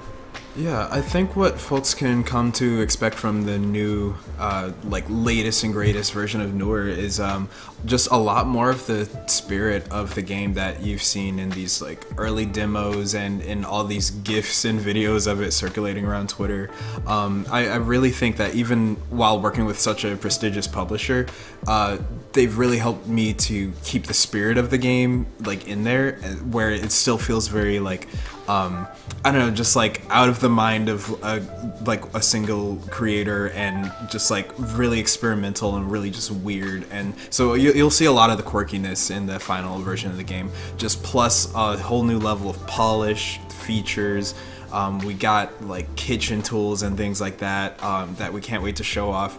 We have an interactive soundtrack. There's so many things that just add this extra layer to the game that were things that I wouldn't have even expected to bring the game to the level that it's at. So real excited about that. So TJ, you're definitely an artist at heart, and it really comes across strongly in the game. What made you want to jump into the world of game development, and how has it treated you, or how have you liked or enjoyed the experience so far? It's interesting. Video games have always felt like the go-to medium for me. I don't really know why, but just I've always been drawn to anything digital, but at the same time, it's my mom was an artist, my dad was a jazz musician, and also did things in tech, just kind of as a hobbyist, and just those influences kind of manifested themselves within me, and led to me just wanting to make video games. And ever since being a kid, just telling people yeah, I want to design video games, but not knowing what all went into that. And so I'm just really glad that I could get to the point where, and also technology is at a place where you can just teach yourself how to do such a thing, and yeah, just my ideas translate to 3D super well. It translates to digital. I love pen and paper, but there's just some things that my brain has always wanted to express, but that you can't quite do with pen and paper. And so yeah, there's just so many things that digital allows you to do that are really just so imaginative. It's dreaming out into a an actual tangible experience. And so I think that's one of the strengths of games. But if you were to say my favorite part of games, I would say it's the people. I don't know, just have you met an indie developer before? Because they're the nicest people on the planet, and they've just helped me get so far just out of sheer kindness. So many people have just helped me out along my game development journey. So yeah, just super happy about that. Yeah, love games. Okay, so if I were a type of food, I would be a nice fluffy stack of waffles, squared off waffles with warm or hot Canadian maple syrup poured in each one of the squares. If you were a type of food, what would you be and why? Now there's a question. I believe I am a soup. I've been described before as a soup. Which one?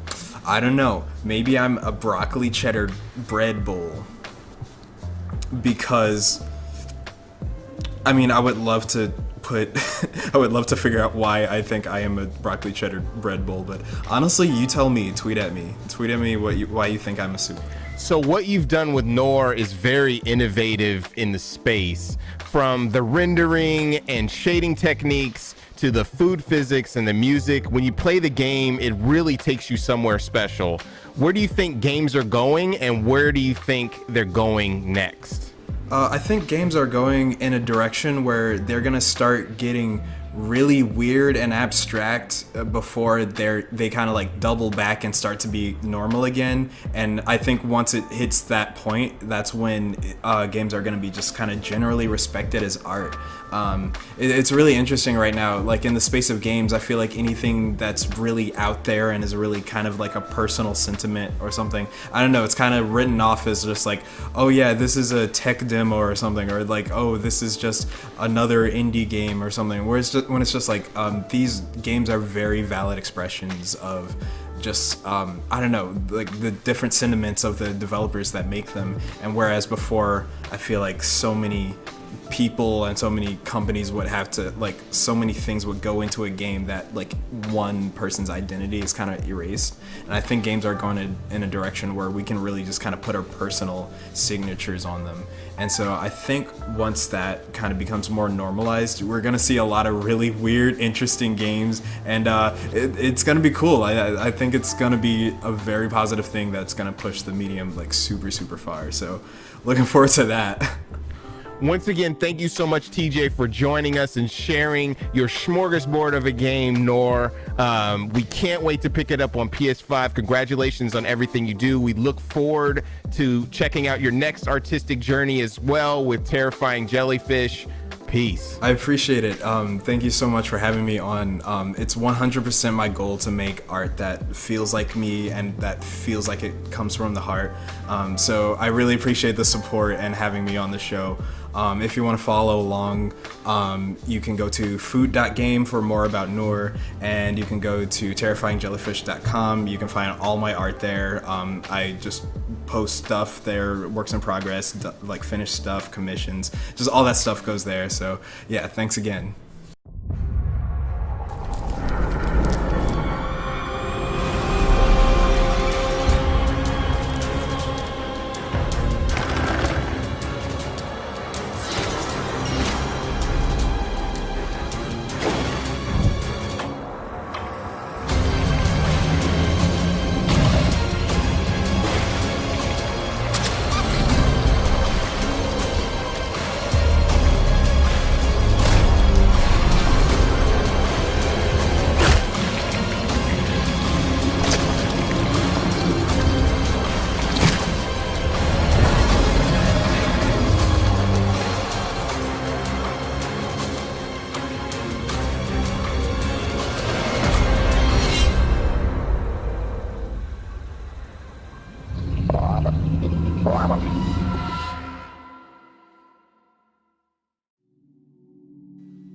Hi, my name is Erden Weisbrot, and I'm the director of Grime, a side-scrolling action-adventure set in a surreal world obsessed with human-like proportions, where you play as a humanoid black hole.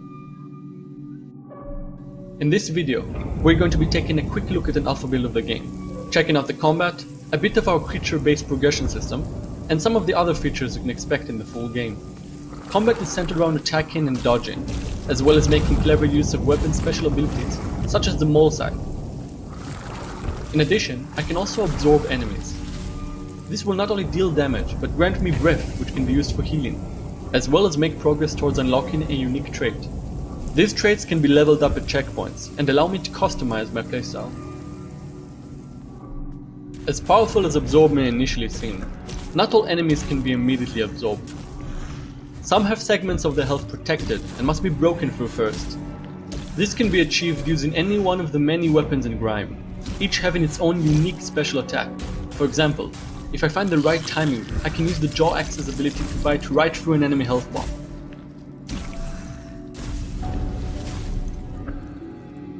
The Absorb ability is very versatile. It can be used to return projectiles, and even affect enemies with protected health bars or shields, sometimes in surprising but beneficial ways. Not all creatures will react the same, so make sure you learn and adapt, pick the right weapons, and decide when to absorb. As you progress through the game, new enemies will constantly challenge you in different ways, and by defeating bosses and consuming their remains, you will unlock abilities such as Pull, which can be used for traversal, but also in combat, pulling traps onto enemies, and sometimes even the enemies themselves. There is a lot more to Grime than this, including a fully interconnected, seamless world to explore, platforming challenges to overcome, secrets to find, and encounter the strange inhabitants of the world, piecing together the truth behind their existence. Grime will launch in 2021. If you like what you saw, you can wishlist us on Steam and follow our social media for the latest development updates. That's all for now, and thank you so much for watching.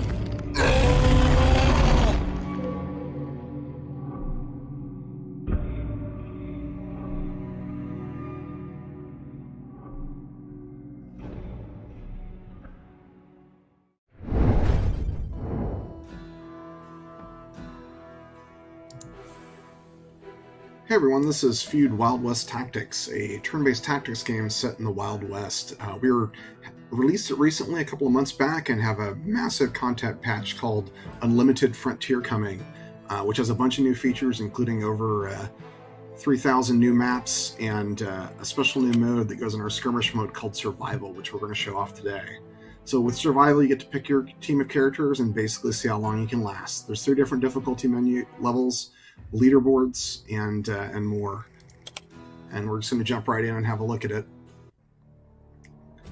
Now, as usual, your teams that you pick, you can really kind of design how you want to, what you want to bring to the party.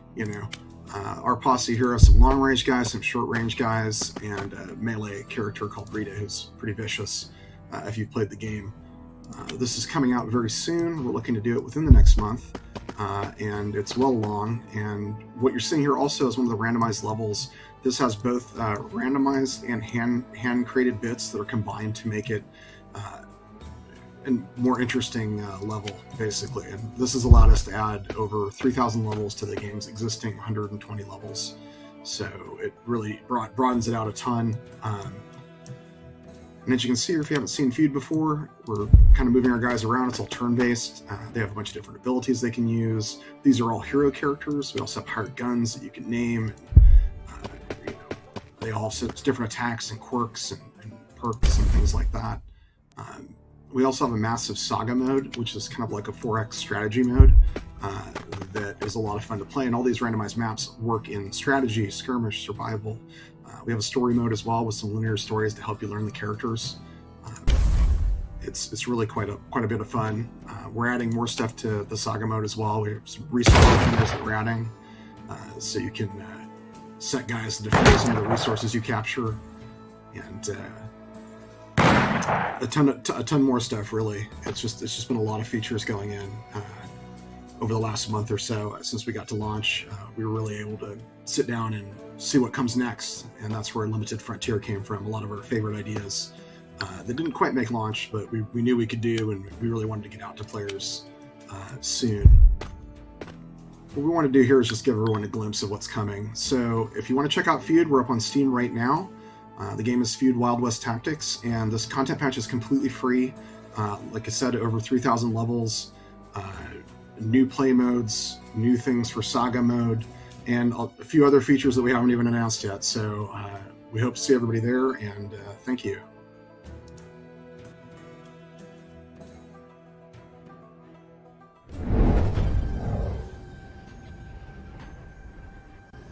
Hi, I'm Benjamin Kiefer, or otherwise known as Benster, and I'm the lead developer behind Revita.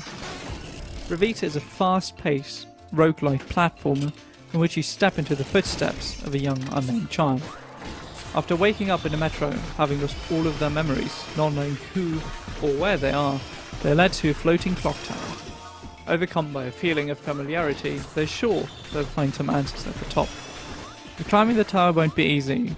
In an attempt to keep unwanted invaders out, the ever-shifting tower will create an ever-increasing amount of fully procedurally generated rooms filled to the brim with monsters.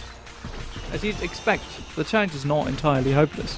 One of the more interesting mechanics in Revita is that once you defeat an enemy, they will release their soul. Quickly grab it before it vanishes, and once enough have been collected, you can use them to regain some health. But that's not all. Across the tower you'll find quite a few offering statues, as well as treasure chests, where you can exchange your health for some mighty relics. Different combinations of relics will lead to all kinds of devastating chaos, good as well as sometimes not as good, but you'll want to get your hands on as many of them as you can get if you're planning to make it to the top. As someone who's not just a developer but also a big fan of the roguelike genre, it was very important to me personally to really focus on these risk-reward mechanics, really making the player think about their choices. Do they want to spend some health to get stronger in the long run? Or keep it to be able to take more hits from the next big boss? Monsters are not the only faces you meet in the tower though. There are quite a few friendly ones, as well as some that might not be as trustworthy. They will help you on your journey, be it by selling you relics, letting you skip a few rooms, or even making some of your health relics stronger. But even if you don't make it to the top on your first try, the journey is far from over.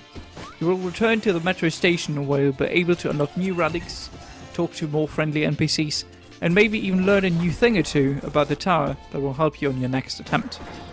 My goals for Revita have always been to create a gaming experience where no matter what you do, every move feels great and every action feels incredibly satisfying, underlined by stunning visuals that really pull you into the magical, melancholic world of the game and its inhabitants. Revita has been a big passion project of mine for the last 4 years, and I can't wait for everyone to be able to get their hands on it. You can wishlist Revita on Steam right now, as well as follow us on Twitter @RevitaGame, and join us on our Discord, discord.gg/Revita, where we will start our limited alpha very soon, which will give you a chance to get your hands on an early build of the game. Thanks for watching, and look forward to more on Revita in the future.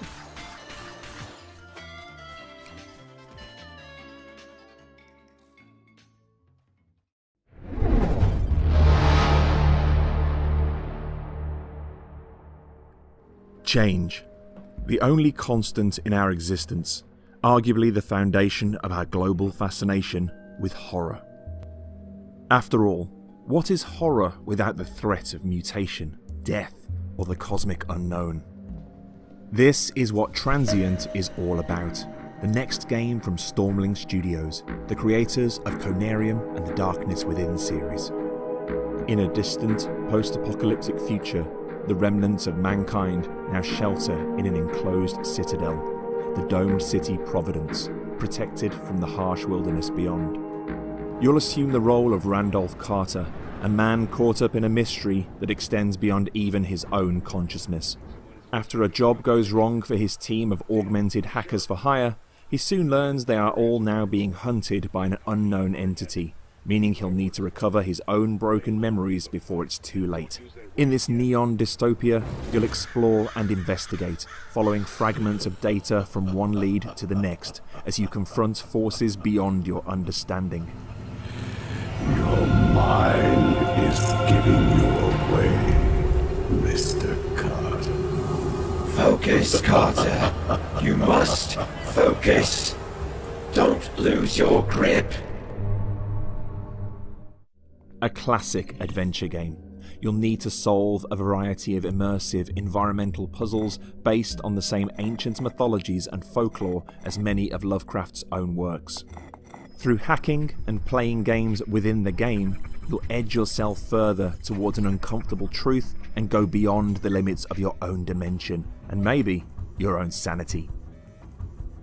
Powered by Unreal Engine 4, Transient will offer cutting-edge visuals for storytelling and a gaming experience like nothing Stormling Studios have made before. Drawing inspiration from Lovecraftian works such as Beyond the Wall of Sleep, as well as seminal works of cyberpunk like Blade Runner, the developer's goal is to honor and expand on two genres they love and deliver an unforgettable horror experience. Fine. Scan for any blood types that match my own.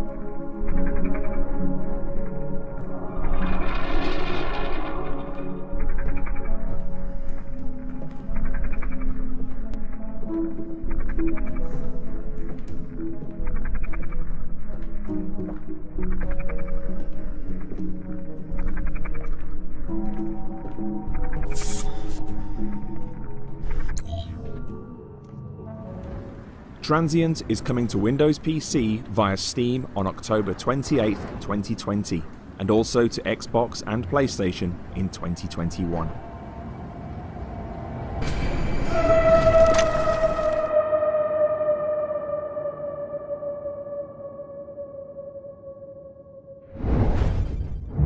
It's easier to grasp the aesthetics of the imagination than the visual truth of memories. Precisely.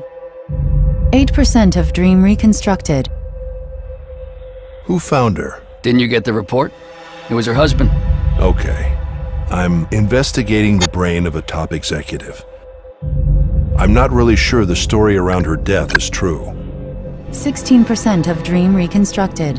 I saw a lot of other things. I just need to understand her unconscious better. There's such melancholy to all this. When we first started, we didn't know where we were going to end up. The challenges we would face. Joanna, is it you? 100% of dream reconstructed.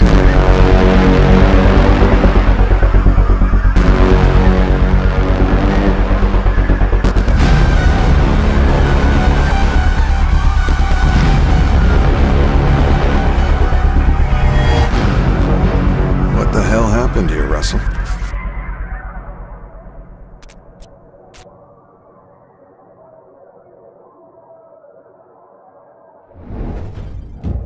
Welcome to the world of Floor 13 Deep State, a modern dystopian thriller inspired and created by the original developers of the 1991 classic game Floor 13. My name is Shahid Kamal Ahmed.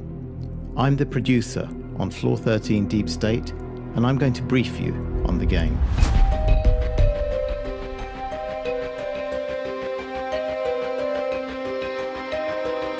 In Floor 13 Deep State, players must keep the government popular by any means necessary.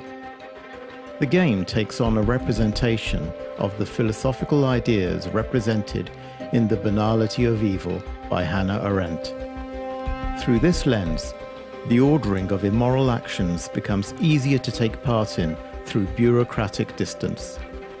Some of our plots will challenge how far you will go to keep you and your government in power. As the Director General of the innocuous Ministry of Agriculture and Fisheries, you'll be presented with plots that vary across domestic terrorism, blood-hungry tech billionaires, elitist hackers, and much more. Your employment relies on choosing the right tool for the job to unravel these plots. Being Director General gives you access to a variety of teams that will follow your every instruction. Just sign the orders. Search, surveil, ransack, or remove. There's a team available that can be the solution to any problem you might have. Will you send out a search team to follow the suspect's every move? Or will you skip to having someone ransack their house for valuable information at the risk of getting caught? These are the questions you'll have to answer every day as the Director General, and one wrong choice may send your world into chaos. Are you willing to sign the orders? That's it for now. If you're interested in learning more about Floor 13 Deep State, you can wishlist the game right now on Steam and the Humble Store. Floor 13 Deep State releases on November the 2nd, and we can't wait for your performance review as Director General.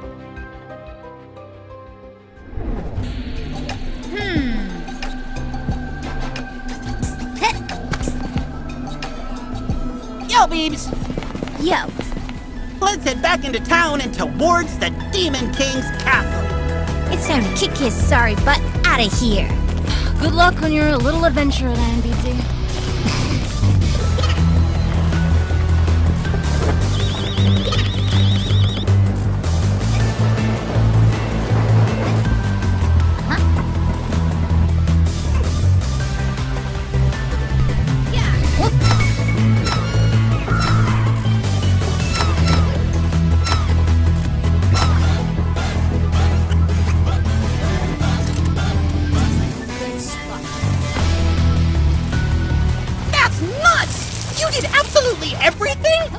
What the heck is wrong with you?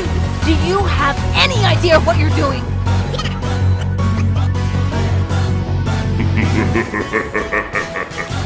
Scared, little demon? Oh yeah! The Queen's here to slay! And we're back. That demon turf, though. What are your favorite picks?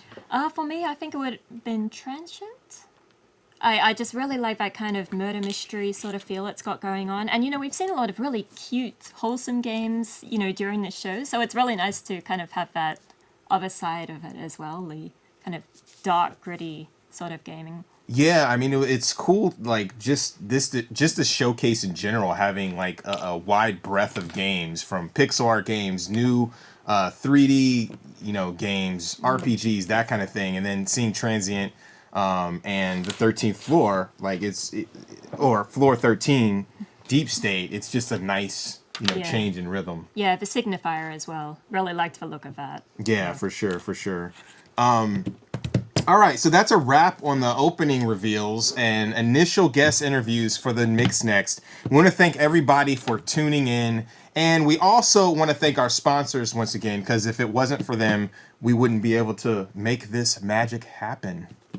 So, thanks Humble Games, Modern Wolf, Tiny Build, all the sponsors, and we also want to thank Wilmer Sound for housing us for this amazing showcase, as well as our stream partners, GameSpot, IGN, Twitch, and of course, Steam. Check out the games on our Steam page, support the developers, wish list, buy them if they're out, because a few games are out today. Yeah. And we have today and tomorrow. Oh yeah, for sure. And then also there's demo builds available now. So yeah, we're gonna go to a quick break, show some Tiny Build games again, and up next we're gonna be playing games with the developers. Yep, so we've got live developers on air who'll be joining us and walking us through their games. So please stick around.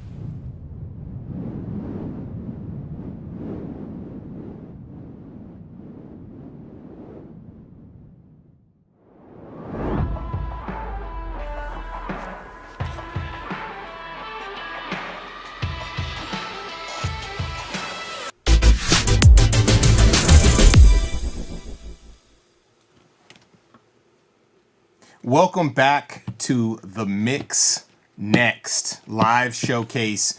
This is the second half of our programming, and we are going to be playing games and talking to the developers about their games. The first game that we have is Pumpkin Jack by Head Up Games. It's amazing. I'll be playing it. I'll be at the wheel. Katie's going to be leading the discussion. Let's get into the trailer.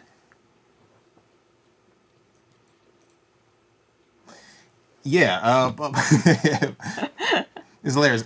Pumpkin Jack, like, immediately. Once upon a time, in the great Arkansas Kingdom.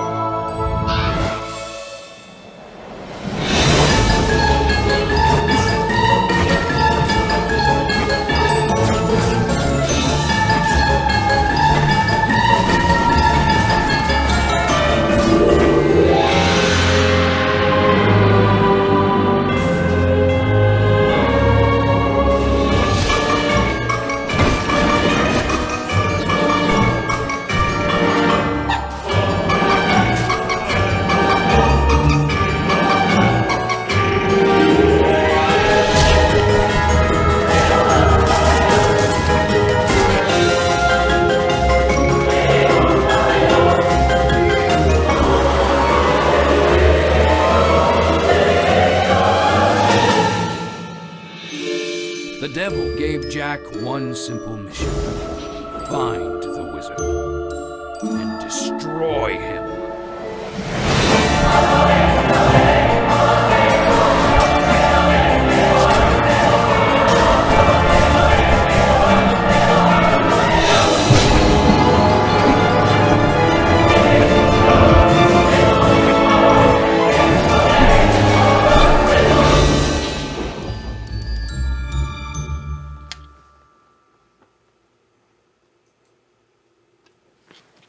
And we're back. That looked incredible. I love the visuals. It's just perfect for Halloween month. On the line, we have Julian from Head Up Games. What up, Julian? Hey, everyone. Hey, Julian. Nice to meet you. You gotta turn Hi, this up, Katie. please. Hi, Justin. Can you guys see me? Once again. Yeah. What's up, Julian? Up. Okay, we got you. We got We you. hear you now. Ah, So Justin awesome, will be awesome. playing through. I'll be mainly trying to lead the discussion here. Yeah, let's talk a little bit tell us about- a bit about the game first. What do you want to hear? There's a lot to talk about, actually. I mean, we're really glad that this game is finally coming out, and it's also an exciting time for us because, this game is just made by one guy. I mean, we can talk about this Wait, further really? when we're playing. That's- Yes. that's quite Actually, it's just like... Nicholas, he's from France. I think you may see a little bit of influence on that in the game. But mostly, it's just him. He didn't do the soundtrack himself. This is from a friend of him. And everything else is like the complete design, all made in Unreal by him. That's So, awesome. Yeah. Well, not to cut you off, but I gotta say something. Your background is immaculate. It's pretty amazing. I love all your board game lover. I could see it. Your controllers are hanging up in the back. You got a dope setup. You gotta take care. Yeah, we got to. You gotta take care Oh, of got stuff a like close that. up of you. Yeah, everybody's got to see this. It's on point. And you got the Shure mic? Oh my god, guys, please, this is my home office. Okay. We won't impinge on your home too much. Yeah, so we're just gonna jump into the game right now. We started from level select, level 1. So walk us through a little bit through the game. Yeah, sure. So, as you can see, you're playing Jack, which has been hit off by the devil himself, because the world you're playing in, which is called Arkansas, I think it's a French word, and you can translate it to rainbow. So it's like the rainbow world. And the reason why you're there is the devil got bored. He really got bored because there's nothing happening in this world. All of the people are friendly, all of them are happy, and so he said that gotta change. And therefore he took all his monsters and sent them to the world of Arkansas, and they made a huge disaster there. Unfortunately, though, the humans had this cool wizard, which is very powerful, and he took care of a lot of monsters. And now it's like the devil needs someone to take care of this wizard. And since his monsters are busy trying to fend him off and not really able to defeat the wizard, he needs someone powerful. And this is where Jack comes in. And yeah, usually Jack would be still in hell for the purpose of him tricking the devil for a lot of times. But since he got no one else on hand, Jack is now there to, yeah, to defeat him, this evil wizard. Yeah. So you say Jack is powerful. What can Jack do? What's special about the character? For once, he can jump twice. And Okay. no, well, other than that, of course, you can run around with him.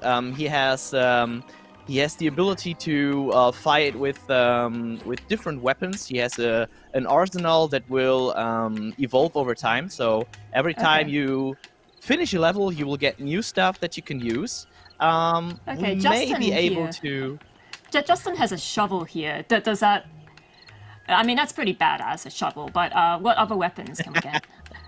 So, for example, I don't want to spoil it too much, but okay. you will also get, like, at the end of the first level, you'll be able to pick up a new one, which is like a spear, and every weapon is unique. So the spear, for example, has a different pattern, how to fight with it, and how to work with it. Then there is like a kind of flying sword. You will also have weapons that can shoot, for example. Maybe you've seen a little bit of it in the trailer. Yeah. And so, and it's always up to you what kind of weapon you want to choose, and That's cool. how you want to fight in this world. I got a quick question. So, what were some of the inspirations? It reminds me of the early Insomniac stuff. You know, like was Jack and Daxter, like those style of games. Yeah, Insomniac. I think you hit the nail there. Yeah. So I think when Nicholas thought about looking up at Steam what kind of action adventure platformers you can play, he didn't found anything interesting, and that was years ago. And so he was like, "Oh guys, I want something like Jack and Daxter. I want something like Spyro," and he didn't find anything. And that was actually the reason why he started going into the Unreal Engine and developing the game himself. That is and, awesome. Yeah. That's what I love about that's indies. Like, indies are just like, I want this game, and I don't have it. I'm going to make it myself. It Love feels that. really good. Yeah, like exactly. the controls are legit. Feels like a classic PS2. You know what I mean? Early PS2 game. Yeah, I think there was a lot of effort which took place here, and I think Nicholas scrapped the idea of this game like 3 times and made it whole new. I think the first game was called, let me check that up. I think something like Curse of the Scarecrow. So it wasn't even about Jack. But since he felt like this wasn't the right one, he scrapped the complete idea, but kept the mechanics and reiterated it. And I think the one we see now is like the best thing he could come up with, and I think that worked pretty well. I love the fact that, we can't go out for Halloween this year. I love that so many games, including this one, are still giving us a kind of Halloween-y experience. When is the release? That's true. Oh, it's actually on the 23rd this month. So you will have it available on Halloween for, I think, almost every platform. Unfortunately, we still need a bit of time for the PS4. But we'll be on it, and I hope we'll be finished with that as soon as possible as well. But other than that, you can play it on the Switch, you can play it on the PC, and on Xbox One. Perfect. And is it just single player, or is there any multiplayer aspect to it as well? That would be nice, right? Playing this with someone else. I mean, you have the crow guy with you, right? But Yeah, no, yeah. unfortunately, or well, what unfortunately is not the right term. I think it's like, it's designed to be a single player experience. You can, I mean, you can watch it with friends and play it, but it's mostly about yourself getting the experience and playing it. So no multiplayer yet. How long has the game been in development?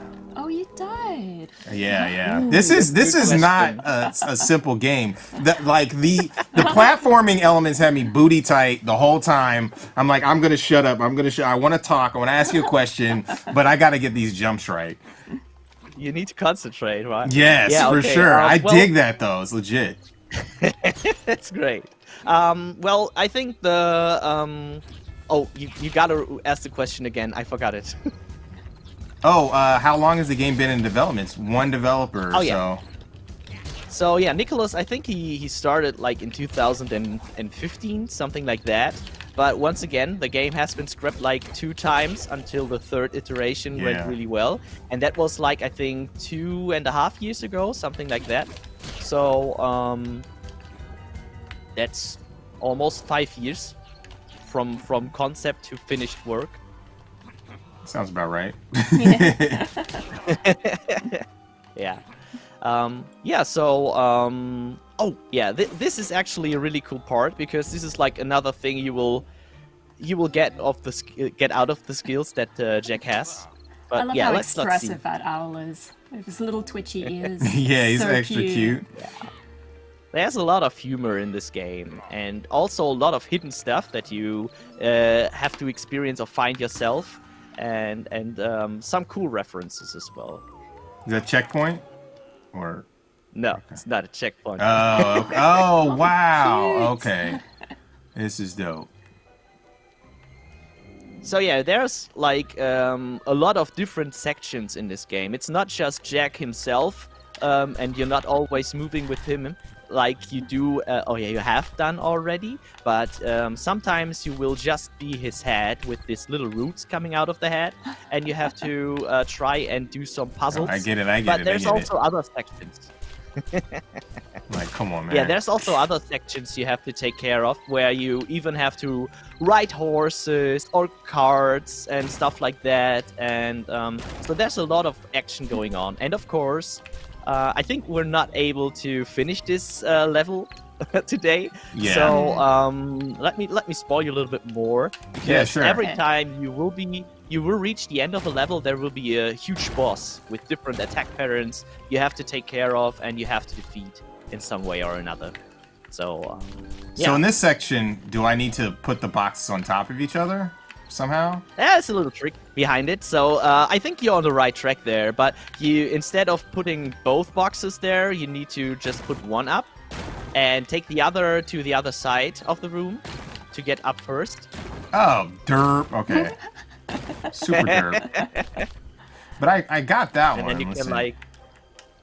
I love the push the squelching lever sound and- of the roots. Squelch, squelch. Oh, When you I get it. So Okay, cute. cool. This is dope. I dig these like Yeah. environmental puzzles. You did It's it. so it's so Great cool. job. Awesome. Nice. Yay. And just the aspect that you're now is just his head. That's really fun. Adds a lot of character.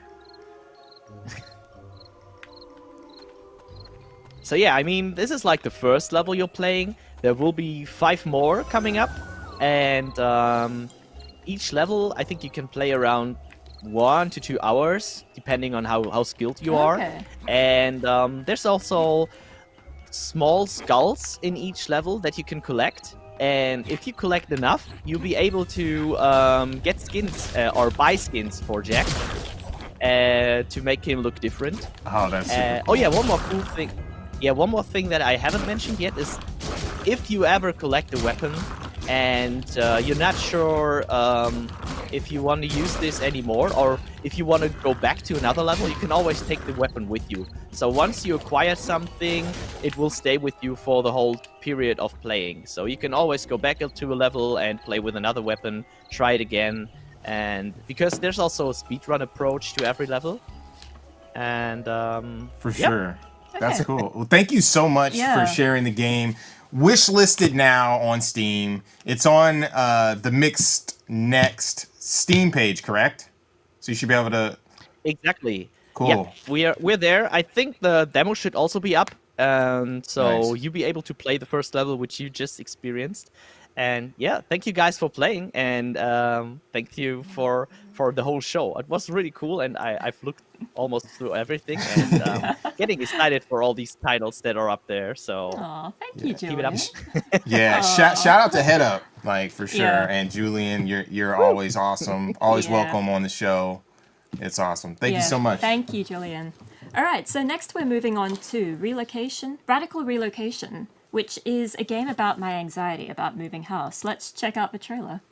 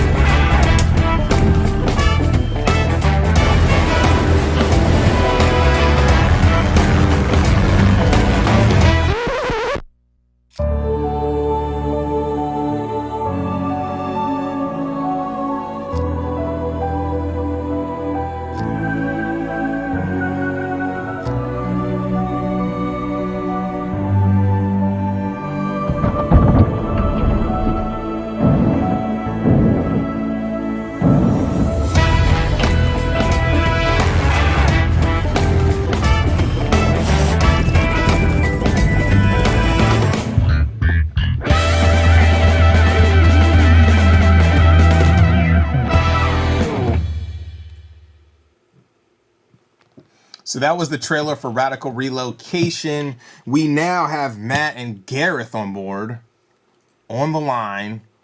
What is happening? Hey, Matt and Gareth. Okay, we're just... Yeah, we're having a little trouble hearing you over here. Okay, yeah, so... Can you hear us all right? Or? Yeah, we got you, Okay. Yeah, Yep. so Radical... Oh, okay. It looks hilarious. Like, off the bat, just checking out your initial trailer, it just, like... Yeah. Yeah, I love games that get ridiculous with physics, and this is the prime example of that. So I'll be playing through while you guys chat. Yeah, let's talk for a second. What inspired the game initially? Well, the main inspiration was actually from Matthew's dad, and it came when we decided to join Luden and Dare competition to develop a game, and we were pretty new at the time to game development, and I think it's a 72-hour competition, and we spent the first probably 24 hours just coming up with the idea, and we were kind of struggling to come up with something. And so Matthew's dad actually came up with an idea, and I think it was for driving cars across a bridge that you had to stack with furniture. Yeah, it was based on Polybridge originally, and we expanded it from there to neighborhoods and cars. That's cool. So we're going to jump right into the game right now. Yeah, I'm really excited to show this off. I've already tinkered around a bit with it. Haven't gotten very far. I'm pretty bad at moving house, as it turns out. But yeah, so this is our first level. There is a suitcase on a car. Where are you all located, by the way? We're from New Zealand. Oh, okay. I think that's the other side of the world to you guys. Yeah, nice. But I'm actually from Australia, so I'm from next door to you guys. Yay! I like how I passed that, but the car just keeps going. Yeah. Yeah, you can drive through at full speed. I have a question for you guys. I'm sure you've moved house a few times. Can you tell me about your most traumatic move and what happened? Actually, I've only moved once. I must have been 5 years old. I actually don't remember a whole lot. Well, I originally actually come from South Africa, so we had quite a big move coming over to New Zealand, and yeah, a lot of things were stolen, a lot of things were damaged in transit, so yeah. That's crazy. It was a bit traumatic. Yeah, I can imagine. What do you call it? Moving? I'm just curious. Oh, I'm not good at this. What do you guys call moving? Yeah, we Probably just What did you moving, call it? yeah. In Australia, just moving house? A moving house. That's right. Yeah. That's the first time I've heard Oh, that. really? Yeah, that's interesting. What about over there? You guys It's just moving. You know what I mean? Just moving? Yeah, I love it. I'm gonna say that now. Moving house. Okay, I am not gonna mess this up this time. It reminds me of like initially when you have like the area that you have to get to, Crazy Taxi. Did you guys play that growing up at all? No, I'm not familiar. I haven't even heard of Crazy Taxi. You guys are hella young. That shows how old I am. Yeah, so we're both 19 years old. Yes. Oh, wow. So double your age. Oh my, it suddenly got a lot harder. When you have a chance, check out. This is not the same, but check out Crazy Taxi because it has like you have to go into the parking spot, you know, like to drop people off and have people get on. This is so interesting, like Tetris with cars. Yeah, this got a lot harder really suddenly. So when was the Ludum Dare, and like how long have you been developing the game? So we entered the 2017 Ludum Dare, so that was end of 2017. Yep. So it's been about 3 years, a really long journey. Nice. Yeah, we restarted a few times and stuff, so yeah, because we were pretty young at the stage and we weren't sure where we wanted to take the idea, so yeah, it took a while to actually get off the ground, but then once we got on track, we just managed to start developing the full game. That's cool. So what's the process been like as far as are you releasing it strictly on Steam or is it going to be multi-platform? So right for now, it's just going to be a PC game, but we are actually releasing it on GOG Games, and that's release has just happened today actually. So so we're on Steam and GOG Games, yeah. And possibly in the future might come to more platforms, but we'll think about that later. So you mentioned you guys are quite young. Is this your first game ever? We've made like your first commercial game, or are you just like young geniuses? Commercial game. So we've made 3 others before this, I think. Wow. And this is our biggest project so far. That's awesome. Are you guys brothers, or just great friends? No, we met in high school, and yeah, we've just been friends ever since because we share a lot of the same interests and we're both quite innovative and we like to try new things and That's always the best when you can like vibe with your friends and make games. Yeah, and now we're going to university together and we're both doing engineering, so yeah. That's cool. So after this, are you going to be I know you guys are going to university. Are you you think you're going to work on another game, or are you going to chill for a second, let this just pop off, and then go back?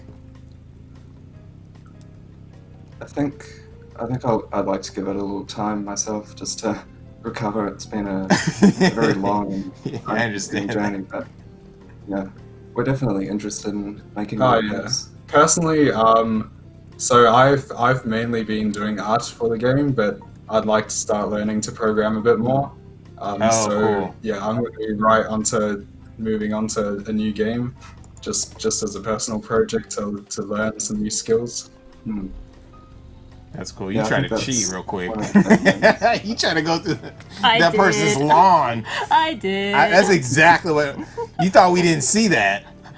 That's amazing. You can play across as many people's lawns as you want. Yeah, anything goes. I like how the watermelons just like dribble that's a out. beautiful detail.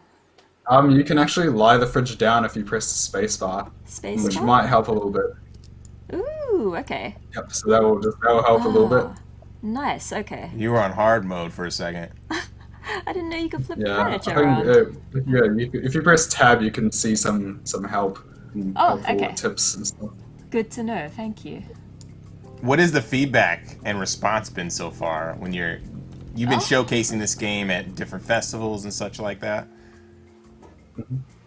yeah, overall the response has been great. People enjoy it. I think personally for me the favorite thing has been watching streamers. It's really satisfying watching people enjoy what we've made. It's a really good feeling. Yeah. That's awesome. Yeah, there's been a lot of positive feedback. There's been some people who've been frustrated, but I feel that's kind of part of this sort of game. Yeah. It's challenging. Yeah, You it's a don't want challenging people. game. Yeah, you don't want people to play properly, right? You want them to stuff up. It's more fun that way. Yeah, Yeah. I think it's being frustrated and then Wow. coming back later and giving it another go is definitely part of the experience of this game. Oh, Otherwise, it wouldn't be interesting. challenging enough. So GOG and Steam today, or it's already been released, or is it GOG first and then Steam? Steam was released. I think it was the 31st of August or something like that. Oh, okay. Nice. And then GOG was released yesterday. So. Oh, sweet, Yeah, sweet. it's been So out for a everybody while. So remind me, you have an expansion pack coming out, or an update at least, with like helicopters and stuff. Is that right? When's that coming out? Yes, that was released this morning as well. Oh, this And it's morning. called- Oh, nice. Oh. Cool. Yeah, so that features 12 helicopters and 20 new levels in an Arctic environment. It's a good challenge. Yeah, that's definitely an interesting way to move. It's awesome. I've never moved Yeah. by helicopter. We appreciate you I'm showing sure the there's some game. people out there. Yeah, we appreciate you guys showing the game and joining us. Everybody viewing, check the game out. Buy it. It's now, you can now buy it. GOG Steam on the Mix Next Steam page too, right? You guys are there, or on their own personal page. But yeah, we appreciate you guys. Thank you so much for sharing your game. It's fun to watch. And thank you for tuning in. I'm sure it's very early in the Yeah, morning. thank you with for New having Zealand, us. so- Yeah, appreciate it. Yeah, thank you guys. Next up, we have another cool indie game that we're going to be playing through.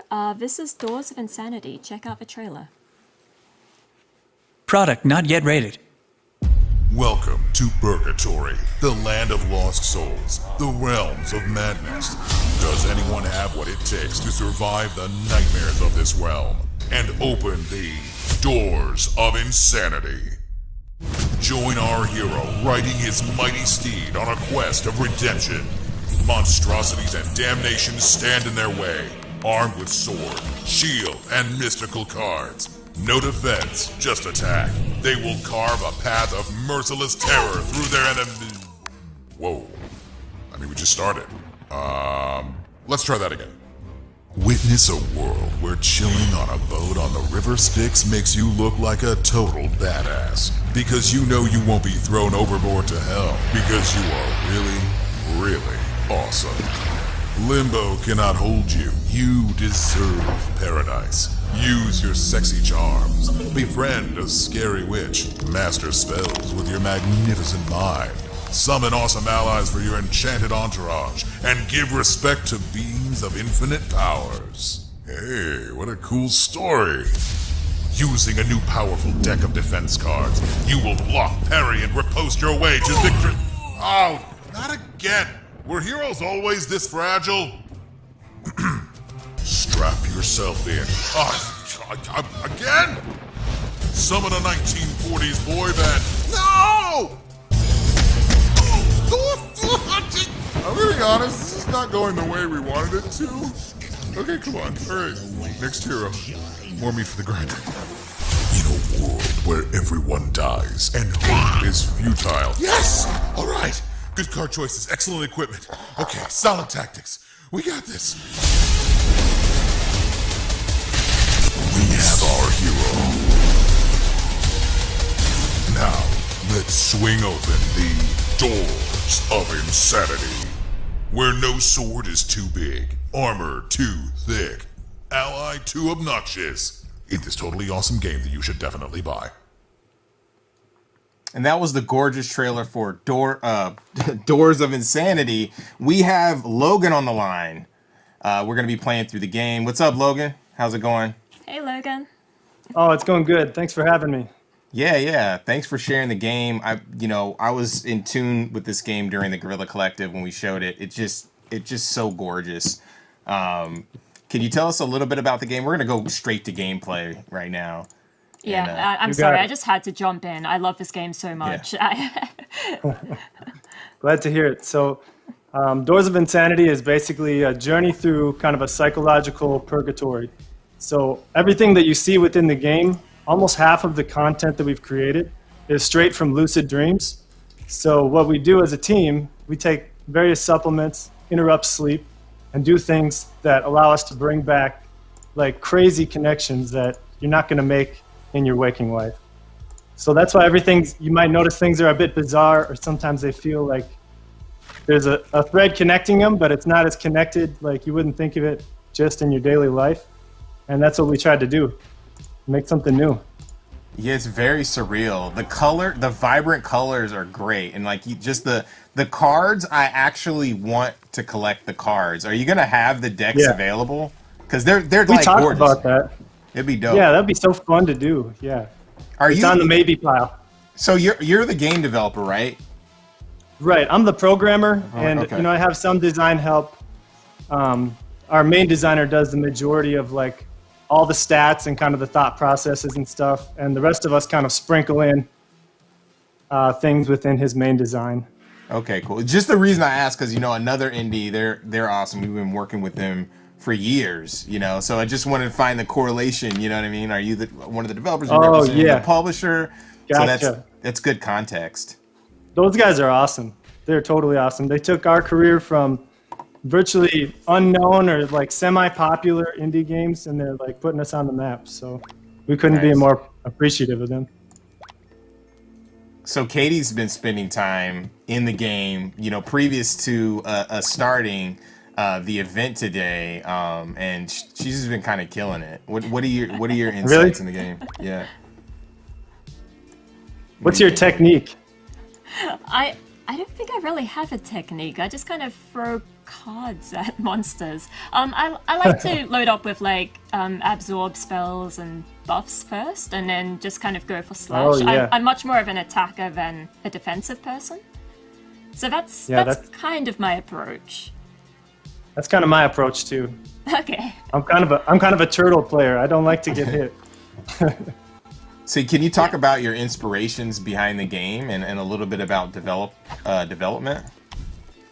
Yeah, so we have a lot of lore from our past projects, and it has all been kind of culminating into like sneaky little stories that all come together.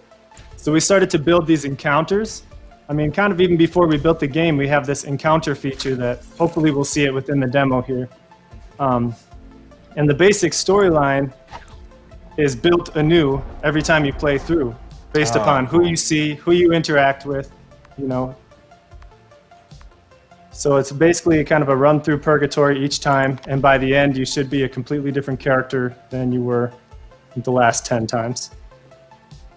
That's cool. The character creation system is pretty... Oh yeah, I wanted to thank you for putting in all of those customization options, especially for female characters. Yeah, not all definitely. games are doing that yet, so it's really cool to be able to, choose what shade of purple I want my hair to be, things like that. Yeah, it was actually new for us, so we're happy with how it turned out. It's really robust. I don't trust this apple. Do you trust this apple, Justin? I do trust this apple. Looks shiny and clean. I'm gonna eat it. Restore. Oh no, it did heal Nice. me. I was actually thinking a worm was gonna pop out and bite you real quick. Yeah, this looks like the kind of game where you don't quite know what to expect. The surreality of it is like, that's what really draws me to it. The characters just look really interesting and funky and kind of diabolical, Yeah, that's kind of what we want, is the kind of dreamy feel throughout the whole thing. Yeah. Definitely. What were some of your previous games? I'm just curious. One of our most popular games is Great Heroes Beard. I don't know if you've seen that on Steam, but it's basically an idler where you are constantly building up the character, kind of like what we have here, but in a simpler form. So we discovered that was working for us, and then we tried to take that to like a much more attractive format with Doors of Insanity. And then before Great Heroes Beard, there's about 5 other games too. So as a team, we've been together a while. That's dope. It really shows just the execution and the way everything the initial animation that you guys dropped it's legit. Oh yeah, we have a pretty killer artist. We're super happy with the stuff that he comes up with and surprises us with. The best part is, like, if you haven't played your game for a while and the artist went and updated all the animations, you can come back to it as a player because like you have no idea what it's gonna look like. That's cool. So when are you dropping? The early access should be really soon, and that's going to be PC and on Steam. And then Nice. we're going to try to get all the kinks worked out and get a lot of good feedback and kind of take that iterative approach and That get it totally ready makes before we go sense, to yeah. consoles. And it seems like that fits really well for this style of game. Are there any Yeah, of these 'cause you- like? Oh, go ahead. Go ahead. Oh, because yeah, we don't have all the answers for what people want. We Yeah, know for that sure. we've seen a lot of card games already, so we want to Yeah. break off from the pattern and bring them some new stuff. Oh wow. Oh my God, That's what I was that's- expecting from the apple. though. That's, yeah. And I wasn't expecting that from the treasure chest because the apple worked out so well. Yeah. I was secretly hoping you'd get bit. No offense. No offense. That's cool. That's hilarious. So what are some of the card games that you were looking at as you're developing? You're like, oh, that is dope, or like, you know what I mean? Well, of course we played Slay the Spire, but then we also had a lot of physical card games we liked, and I was a Oh, big okay, Magic the nice. Gathering fan growing up, so I just love basically all card games. But one of That's the other big influences is Dead Cells. We really like the replay ability of Dead Cells, Nice. so we try to pull a lot of different things together. Yeah, that totally makes sense. I mean, it must help that you love, card games, obviously, to help like shape the way this game plays, looks, feels, that kind of thing. Yeah. For our designer, it was his first time doing a card game, so it took him like a lot of relearning. It's not just an RPG, because we knew how to do Yeah. RPGs already, but there's a lot of stuff that changed for him, so I'm sure he felt some pain. Where's the Good art? thing. Where's the art style influence from? I'm super curious. He picks up from a lot of stuff. He really loves Japanese animation, of course. Okay. I don't want to pin him down on anything, and then he'll Yeah. get mad at me. I understand that for sure. Usually we send him ideas. Like one time I had this dream that I was fighting with a giant sword, and it was made out of scoops of ice cream. So then he just draws it up for you. That's dope. Yeah. That's super cool. He can pretty much draw anything. Really cool dude. One of the things that turned out best in this game are the summons, too. All these little helpers with their Yeah. animations and stuff. I love the little helpers. I feel like I They make you feel like you're not single player. Yeah, that's cool. The bee is extra gangster Oh my too. God, I am so. Oh, Oh, you got, no. Right. Oh. you got deaded. That's Look, they're hilarious. just celebrating my death. That's Yeah. rude. At least they give you a dance, though. Yeah. I hope someone does that when I die. I know, right? Oh, a Thank you purgatory. so much for sharing Doors of Insanity. The game looks amazing. I can't wait to play it more and get it on the full release or early access, of course. And where can we find it again and find you guys? We're on Steam. You can grab a demo right now and play what we were just looking at. So Yeah, so definitely. show 'em And thank love. you guys for having us. Thank you so much for joining us, Logan. Yeah, thank you so Of much. course. Hopefully Talk we'll to do you this later. again sometime. For All right. sure, for sure. So next up we have Button City. Button City next. Here's the trailer.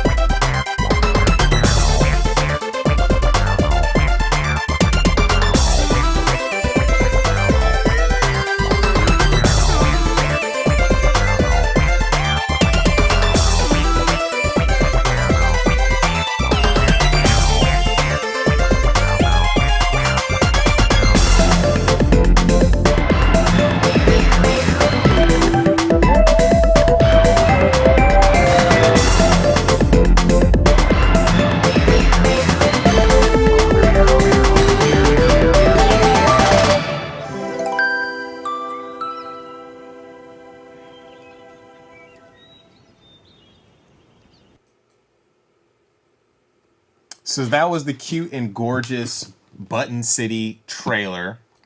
We have Ryan Woodward on the line. My brother. I'm just kidding. Brothers of the heart. How's it going? Good. I like the character on your shoulder and the pull-up. That's dope. Thank you. That's really cute.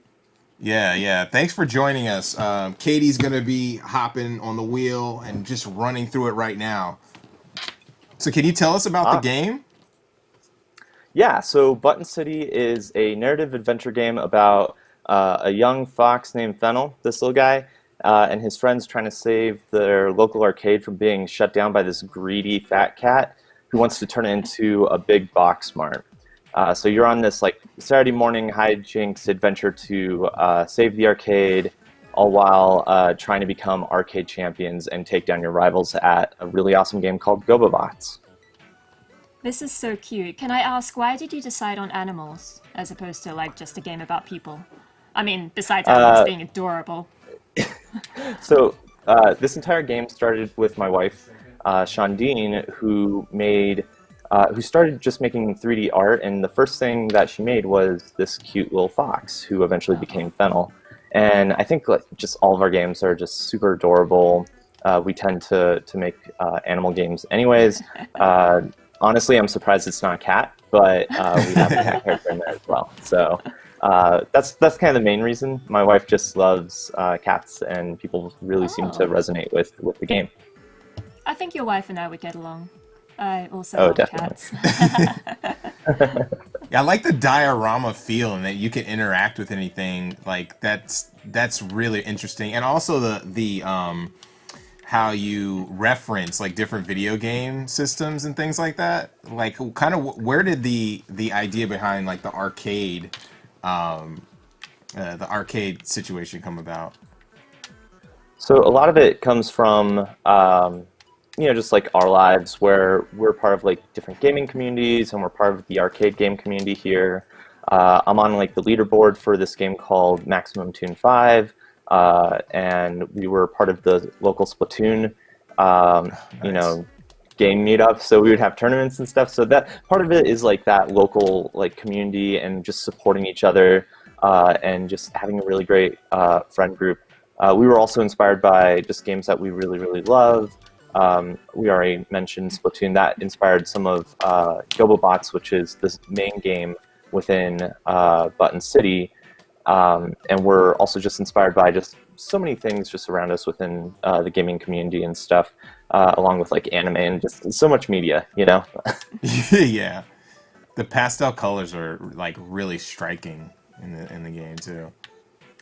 Yeah, where she pulls a lot of her influences from things like kid culture and toy, from toys from like early 2000s, so like Tamagotchi, the robot dogs, things like that. Going back further, I actually get a bit of a Polly Pocket feel. I grew up with Polly Pocket in the 90s. Wow. Yeah. That's pretty amazing. Like that does. The fact that I could like touch the toast and stuff, I remember doing that in Polly Pocket, just touching little bits. The compartmentalized, like each area is really endearing. I really dig that. I love the writing in this game. Put down such trifling things and contemplate a quiet life. I don't think so. Where are you I'm really happy that people... Oh, go ahead. I was going to say, where are you guys located? Because you're talking about your community and that type of thing, which is obviously really, really important. Yeah, so we're from New Mexico, and we have like a really, really tight-knit community in terms of like gaming and in terms of our game dev community as well. We don't really have like an industry out here, so we're very grassroots and like kind of punk rock DIY type of stuff. Obviously, this doesn't necessarily have the punk aesthetics, but we live kind of like just like the DIY, kind of like, let's do this, let's make something cool, even if it's like bright, hopeful, and like wholesome, Yeah, I think I saw it for the first time on Wholesome Games. Shout out to Wholesome Games, which is awesome too. Oh, fun. Oh my god, look at all these places I can visit. Justin, tell me where to go. What looks fun? Food. Cafe. Alright, yeah. That's it, food. So in the demo here that you're playing, this is all exclusive story content. So it's Kids Day in the world of Button City, and all the games at the arcade are free. So what you're doing here is you're looking for other kids to join your team, so you could take down the worst team in the arcade. All of a sudden, they became super good for some reason. So you want to get together a team and put them in their place. Okay. And also eat food? You can get a coffee here. What's cool about some of the consumables in the game is that it will affect the arcade games as well. So if you get a coffee, you could get 3 different styles, either like just normal coffee, extra bitter, or coffee grounds. That'll make the game harder.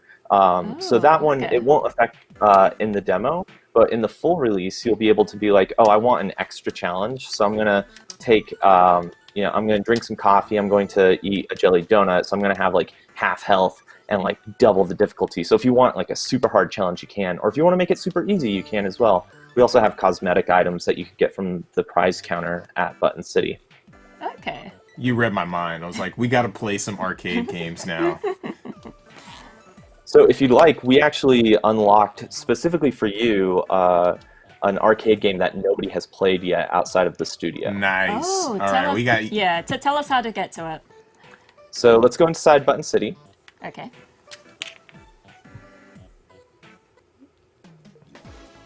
And we're going to meet our friend Sorrel, and she's going to kind of explain kind of the situation that's going on. But we're going to be kind of putting that to the side, and we're going to be playing some Revolution Racer, which is a electric drift racing game where you race electric street cars down Watermelon Mountain. Wow, Nice. Okay. Watermelon Mountains. Yeah.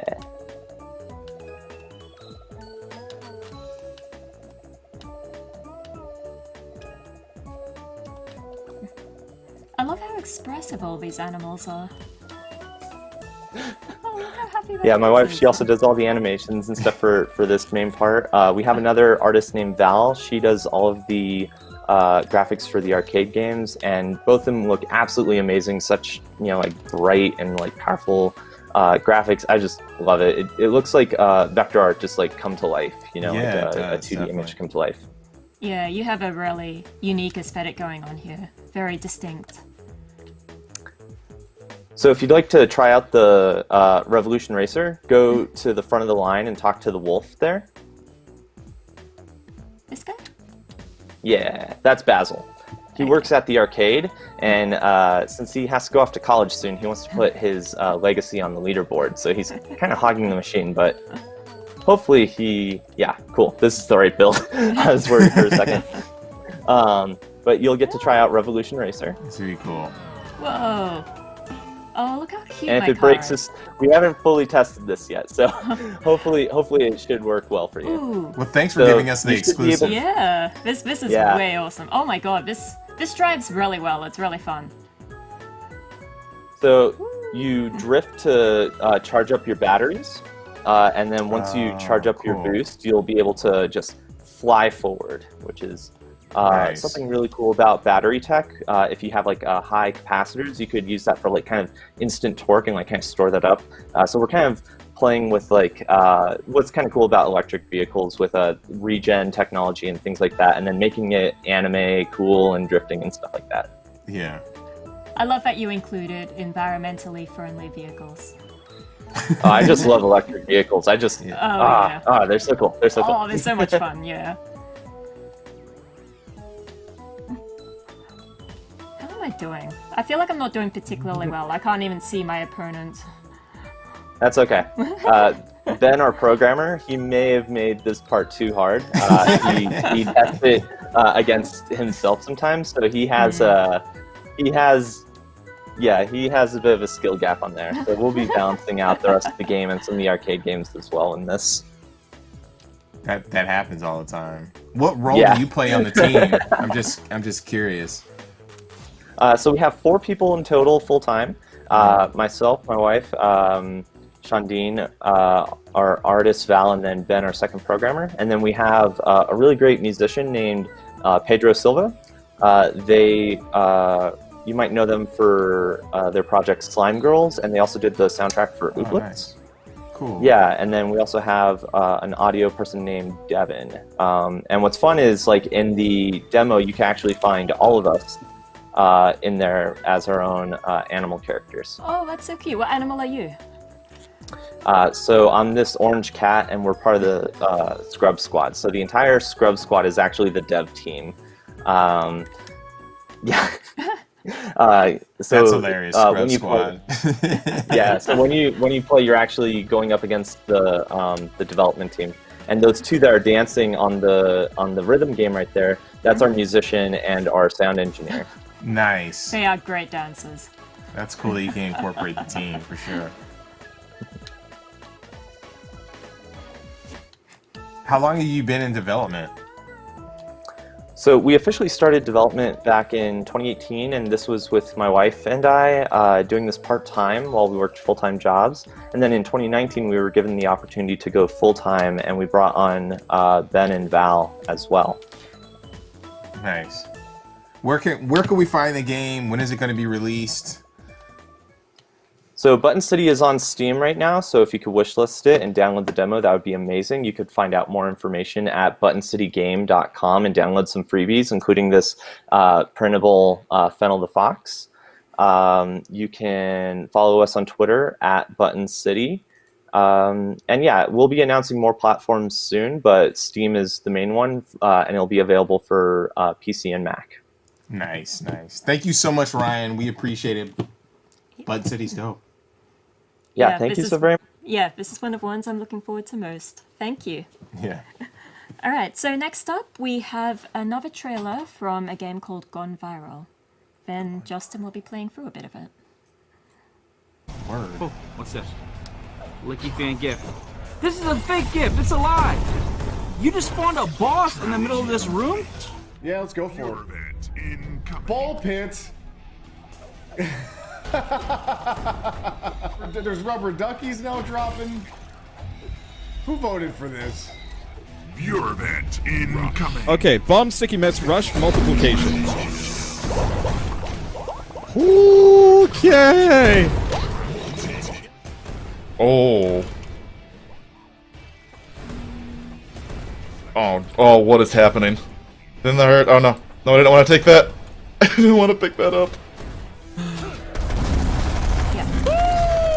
What's up, baby? Woo! And we're back. That was Gone Viral, which looks utterly fantastic, and we are really excited to have Jeremy from Akapura Games on the line to talk to us about it while Justin plays through. Hey, Jeremy. Hey, how's it going? What's happening? Hey, how you doing? I've been sitting around watching all sorts of cool indie games for like the last hour or so. This is you guys are doing great with this. What are you really looking forward to? I have to say, Grime looks really good to me. Like, I just love the art style. I like that sort of like impactful combat. I thought that was pretty rad. The all in all, though, I mean, just you haven't really had a dud on the show. You know, it's just been great stuff. Awesome. Yeah, Grime was actually one of Justin's favorites as well. Grime looks dope. I like that whole idea of sucking in the different enemies and stuff and chain. Yeah, it's sick. Yeah, but I think this may say something personal about you, but. Yeah, maybe. I know, right? Like, I'm extra grimy, though. I'm not going to even front. But Gone Viral has been kind of on our radar for quite a minute, quite a bit. What were your influences behind it? I mentioned Running Man and Smash TV. Like, absolutely. And also those things are also these like 80 game show kind of games. The youngsters in the audience may not even remember Smash TV. Yeah. But it's like, what would that feel like in kind of the modern streamer era has been our take on it. Because this is a game that we built where, you've been captured and you're a gladiator and you're being streamed out to the masses. You have to like get fans like, Hunger Games style. And the more you can pull off cool physics combo, knock enemies into each other, use traps, it gets the fans geeked up and they start like airdropping you mutations. They start sending you events to mess with you, all that kind of thing. I really like the concept of being forced to go viral in this arena. It's kind of pretty crazy thinking about, like, things go viral on Twitter and TikTok all the time, but then kind of putting people in an arena and making a game out of that. Really interesting concept there. How did you come up with that?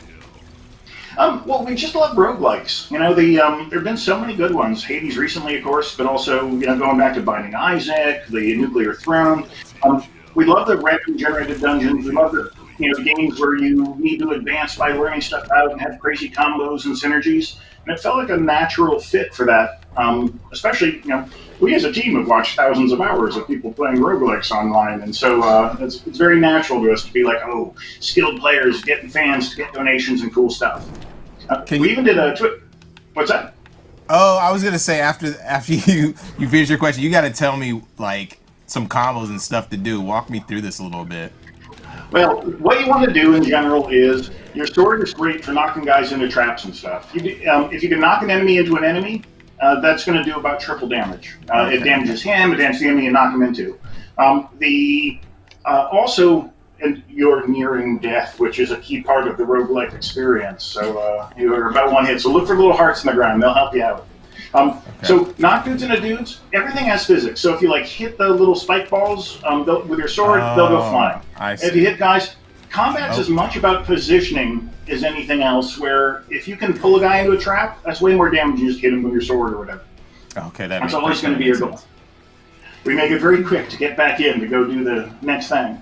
Every time you play, things randomize. You're like fans have different personalities. They'll send you different stuff. You get different mutations. The real goal is that everything adds up for very different runs each time you play. You start off and the fans give you a new gift. Maybe this time you have giant arms. Maybe this time you've shrunk. Maybe this time, you know, they're sending you a ball pit event where the entire room's filled with beach balls and duckies. The goal is really to have a lot of things change up run to run to run. That's really awesome. This is like a really interesting take on roguelites. And we like the physics combat a lot. Like every time you find those little mutations, you'll pick stuff up. Now you can shoot bullets through people. Every time you hit an enemy, now spikes will grow out of them. So now knocking guys in the guys does even more damage.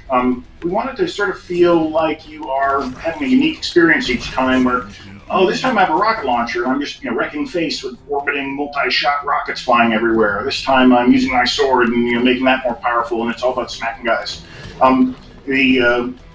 Our goal really is to make sure that you are having a neat experience every time. Yeah, it feels really good.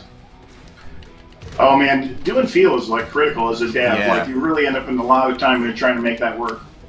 One of the trickier things we did is, a lot of these roguelikes, Isaac does a fantastic job of your tiers changing over time. We made it so that all the different mutations affect how you wallop enemies. If you get multi-shot, you break enemies up into 3, and you can use them to damage more people. If you get orbit, then all the guys you wallop stop orbiting around, and now they give you, the crowd gets more excited. Ooh, a boss, no pressure. I love how at the end of each run, there's like a famo-meter. Yeah, we try to have some rewards because death is a common thing in roguelikes. We reward you for that. Some fans will actually, each of your fans have personalities. If you have sadistic fans, this model's kind of real-world Twitch chat. They always vote for stuff that might kill you. They're always rooting for like the enemies to beat you up, and they actually reward you more for dying than they do for winning because they're excited when you die. They're like, oh yes, we love the streamers who die. Here, we're going to give you an extra bonus. Yeah. Now, we also do, if people stream, we do also have a Twitch integration hooked up as well. Not for this stream, but with others, you can set it up so that you can actually vote along with the audience on what rewards comes in. You can vote along to send different events and that kind of stuff to you. And you can check it out on Steam. Exactly. Oh, look, there we are. There's animated break looking all sexy and stuff, too, in our stream. Sorry. There we go. We just hit early access like a week or two ago, and I'm not sure we have slept since then. It's been very exciting. A lot of streams going on. We as devs will often pop in if we see someone streaming. We made the game to be a fun single-player game, but if you stream, there's extra stuff for you. But since we're making fun of streamer culture, we wanted to make sure we do that. Yeah, for sure.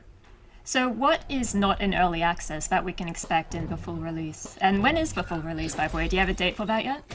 We're aiming for about a year from now. But really it's ready when it's ready. We're doing some pretty big updates. We've already updated, I think, twice since early access, just even 2 weeks ago. And then beyond that, we have, we call them major updates. They come out, we're aiming for one I don't like promising dates, but like in a couple of weeks, we're going to have it out with a brand new class, unlocking some new content, new mutations going in. Over our open beta, we actually really try to make sure we're getting in updates every week, every couple of weeks. We're sort of the little dev team that could. There's 3 of us on the primary team, but we just crank out, adding in new stuff and listening to feedback, getting on our Discord, all that kind of thing. Wow, just for You're handling this boss like a pro, I gotta say. Like, I'm a G at these type of games. I'm telling you this now. I love arcade games. I love Twitch action games. This game is like right up my alley. I was a bit worried when the title came up for the boss, but I don't think I need it to be. Yeah, Justin's got this. Look at that. There's some smooth moves happening everywhere there.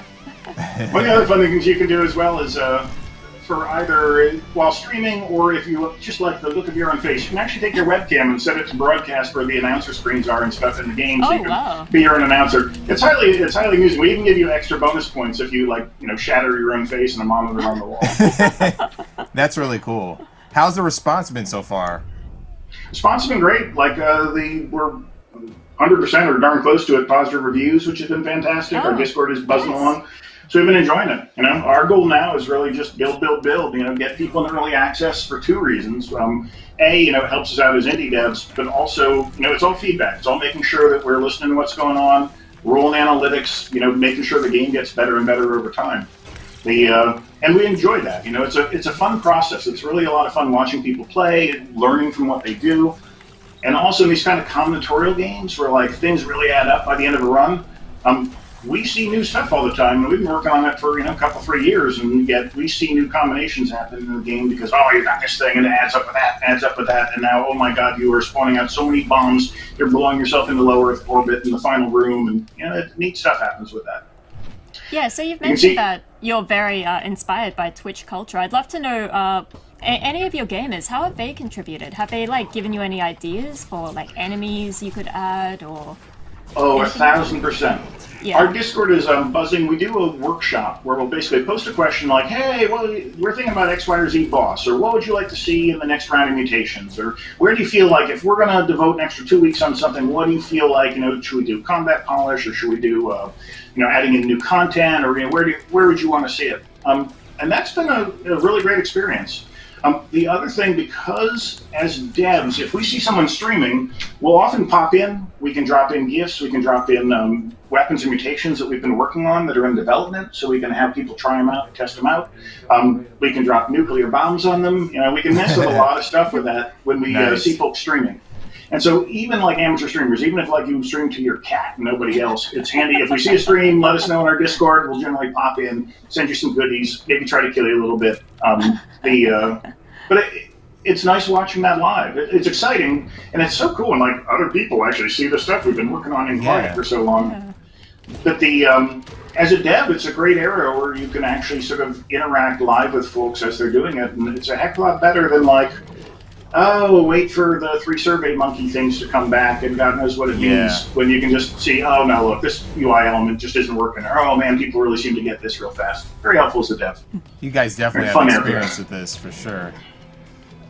They all came out of a AAA as a rule, so nice. We have AAA experience, but now we're in this sort of, our last team was 350 people, this one is 3. So, small change. What team, what games did you guys work on? All of us worked on WildStar, actually. The MMO that came out a couple 3 years ago. But Doug came out of Blizzard before that. Andrew, our artist, was one of the artists on Overwatch. He's in the John Romero studio. I did a ton of stuff back in the day because I'm ancient. I did City Heroes, Guild Wars, bunch of different stuff. Super vet. Oh god, I'm ancient. And I feel it too, man. It was so much easier to crunch back when I was 21 than it is when you're at 40 something. Get gray hair on the regular now too. It's what the devil do to you. Nice. It's fun stuff. I think you should walk into the rollers. I think I should walk into the rollers too. That's where we're environmentally conscious, like the last game, is that's a recycler. So anything you knock in there, creatures up and spit out coins for you. So you can cash down. Yes, exactly. How do I get to this thing? Can I get to that chest? If you have a bomb, which my little video app thing is covering up. Yeah, bombs will blow up rocks. And now take your sword and swing that chest in there. It opens up the chest for you. Grinds it up and spits out all the stuff in it. That's cool. Like, we like that. It's called meta in these sorts of games. They're like the clever tricks you figure out over time. We're like, oh, here's a spiked chest. It damages me to open it up. Well, now I learned, I can hit an enemy into it. Now it'll open it up for me. Nice. Because you can kind of move around everything in the game, we play with that a ton in terms of like making that physics interact. Right now, in my other window, I'm working on a pachinko room where the room tilts up on an angle, and then all the stuff starts rolling down, and you got to bat it around while it's on an angle. It's very funky. It's amusing.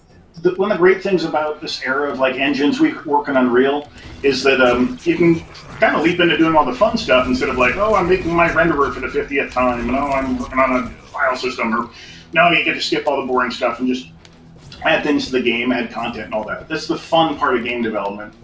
So, folks thinking of getting into game development, it's a great era for it, man. The fact that engines get so much of the work done means it doesn't mean it's easy, but it really, it does accelerate the fun stuff. Well, I mean, some people like writing renderers and stuff, but, you know. Yeah. But that ain't me. I like making monsters blow up and dropping nukes on things. Yeah. The discoverability of, like, you know, mastering a skill in this just seems like it'd be, again, up my alley. Yeah, and we unlock a lot of stuff as you go. You unlock different classes, you unlock different weapons, you unlock new events that pop up. The way that we did the sort of difficulty scaling is once you beat the game on, this is like the sane mode, things start unlocking different insanity levels. Now all of a sudden the game starts moving twice as fast. You know, everything, you get faster, the enemies get faster.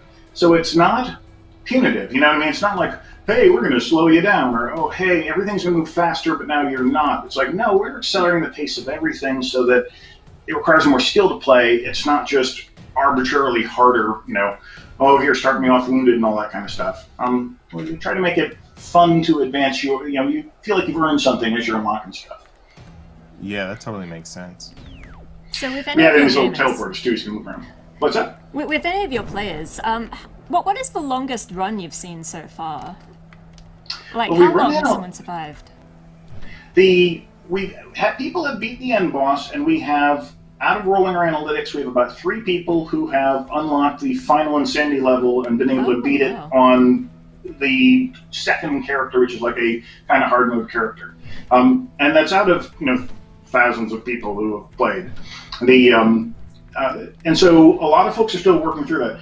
Analytics are awesome because even folks who play like just once a month or something, we're getting value out of their play sessions because we find out, oh, this creature's too hard, or too many people die here. In fact, we have a blatant bribery system set up where every time we do a big update, like when we do the next update, we're unlocking a new class, we give a unique cosmetic to anyone who plays on that new update. So if you're in early access now and you play this month, you get a cosmetic unlock that no one in the future is going to be able to get. You get a Founder's Crown where you can now modify your character and look cooler. And every time we do a big update, we do another one of those. And the reason why is really simple. It is blatant bribery to be like, hey, come on in, play a little bit. You're feeding our analytics, you're helping make our game better. You bought into early access, and now, by God, that helps us. So we're going to give you some cool goodies to unlock as you go, to bribe you into coming back and keeping on checking stuff out month to month. Nice. Thank you so much for sharing the game with us. It's great. Gone viral. I'm definitely going to be playing it. You can wish list it now. Oh wait, it's wish listed now. Yeah, we're early access. Early access. No. Okay, nice. That's sweet. Yeah. Cool. It's new to us too. Like it's been in early access now for like a week and a half or something. What platforms are you on again? We are on PC, and we're looking at actually hitting the consoles as well. So we're starting to experiment around. We're doing some porting, getting on the Switch maybe, all that kind of stuff. Because it's fun. You can play controller or mouse and keyboard, and we put a lot of work in. So making sure the console play will be fun as well. Fantastic. Hey, you guys totally rock, by the way. Really fun show. Really been enjoying watching you. Yeah, thank you for joining us. Yeah, thank you for being a part of it. Yeah, the game is dope, man. So yeah. Hey, appreciate it much. All right. Thank you Talk to you very later. much for joining us.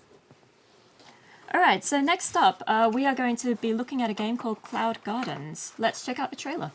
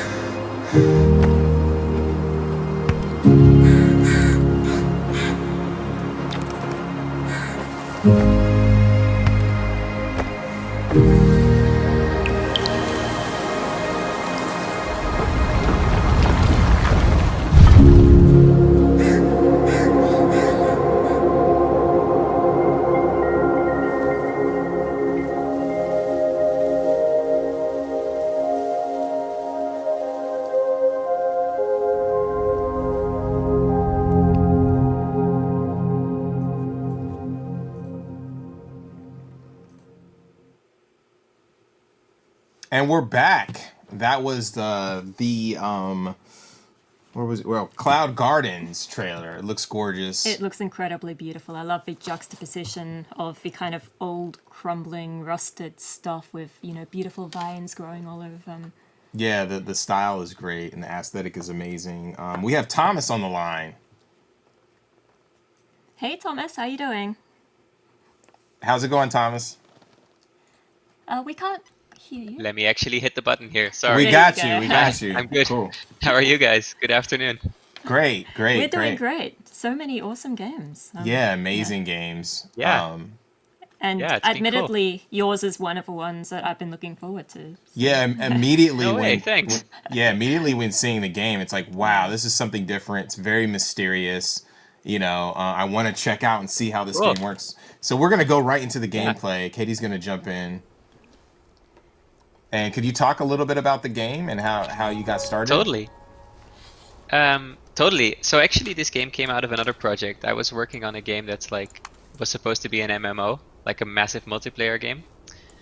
It was just me, and then at some point I decided, okay, this is too much. Like, I cannot build an entire MMO by myself. But in that game, there was this little plant simulation that you're looking at right now, and I was like, that's cool. You know, I cannot just throw away this code and just dump 2 years of experimenting. So I tried to figure out a way to build a game out of just this plant simulation, and that game is Cloud Gardens.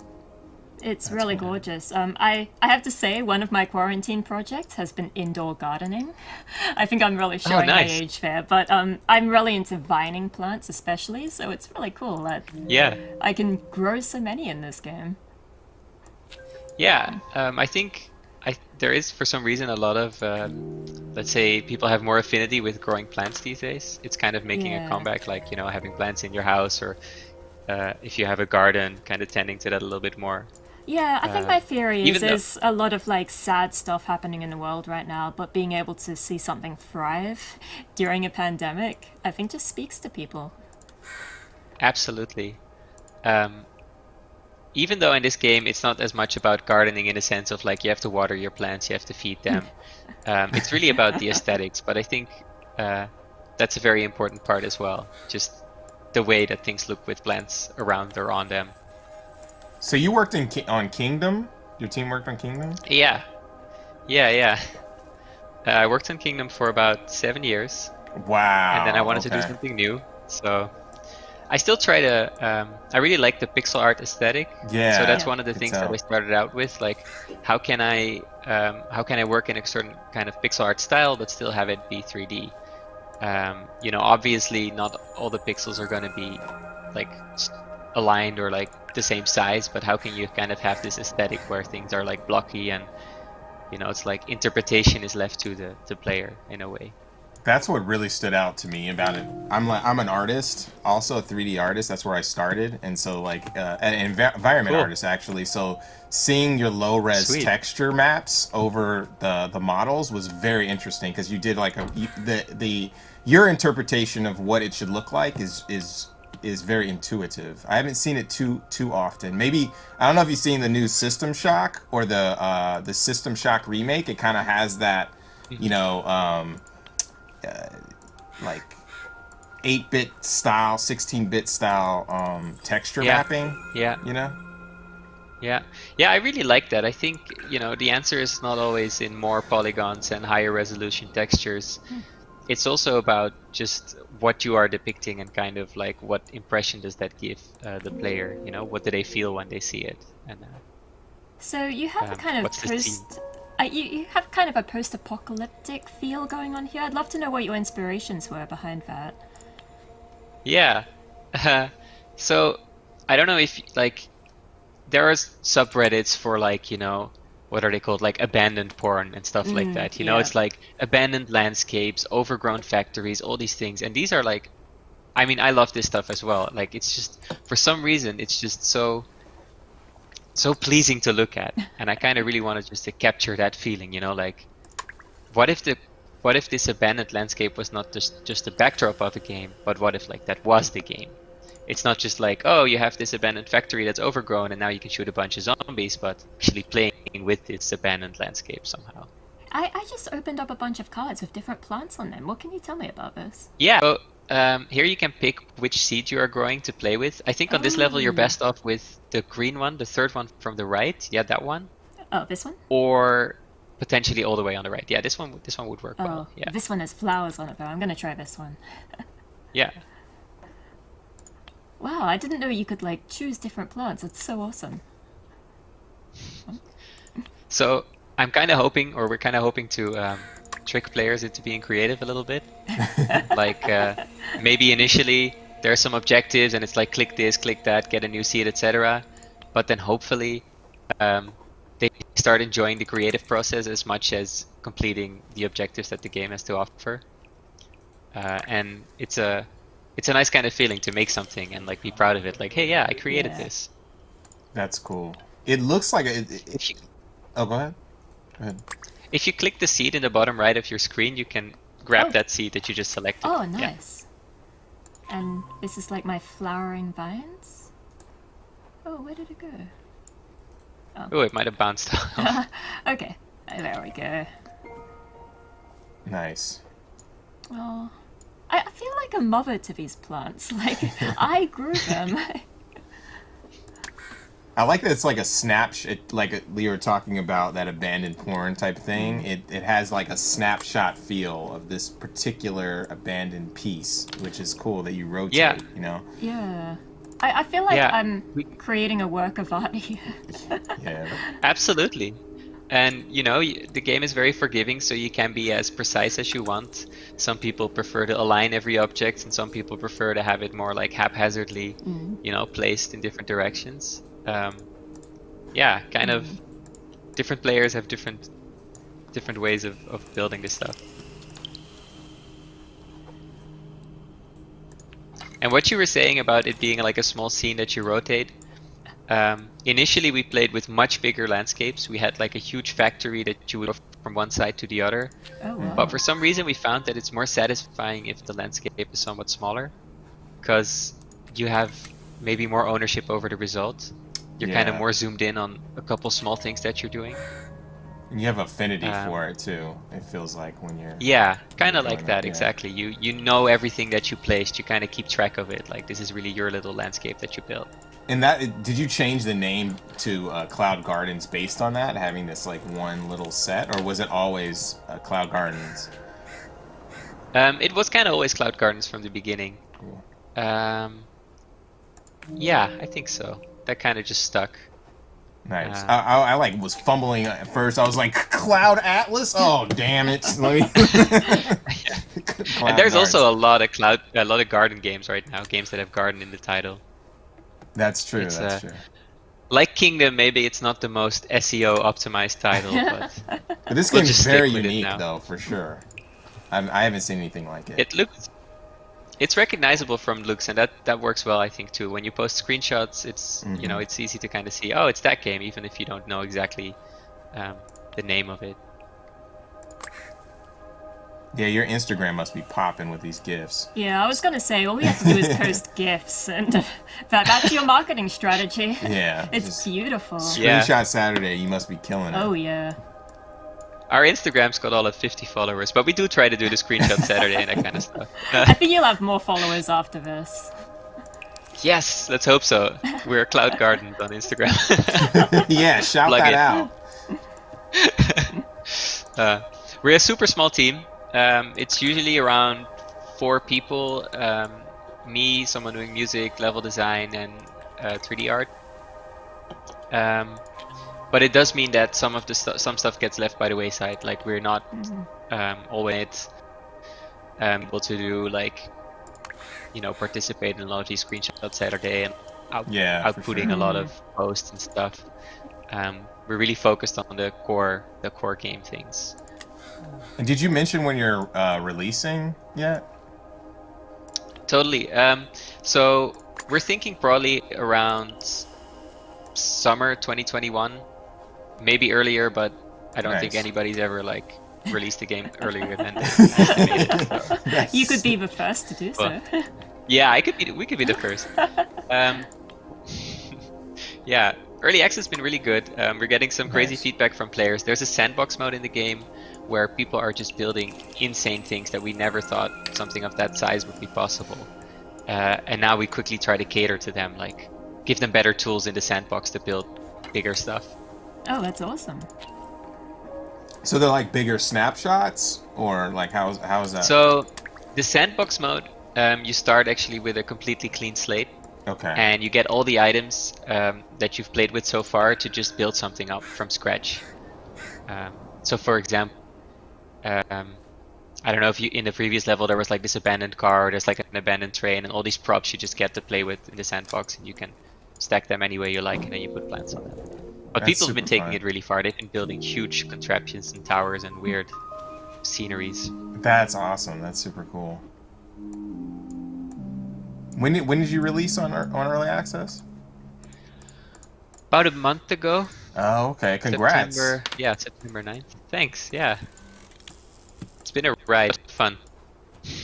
Yeah, so everybody go grab that on early access now. It's on our Steam page too. Yeah.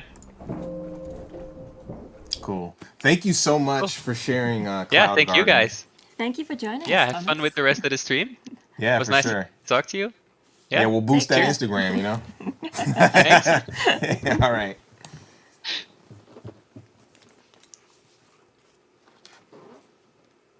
Okay, we're back. Yeah, so next up, we'll be talking to the developer of Axiom Verge 2. But first, the trailer.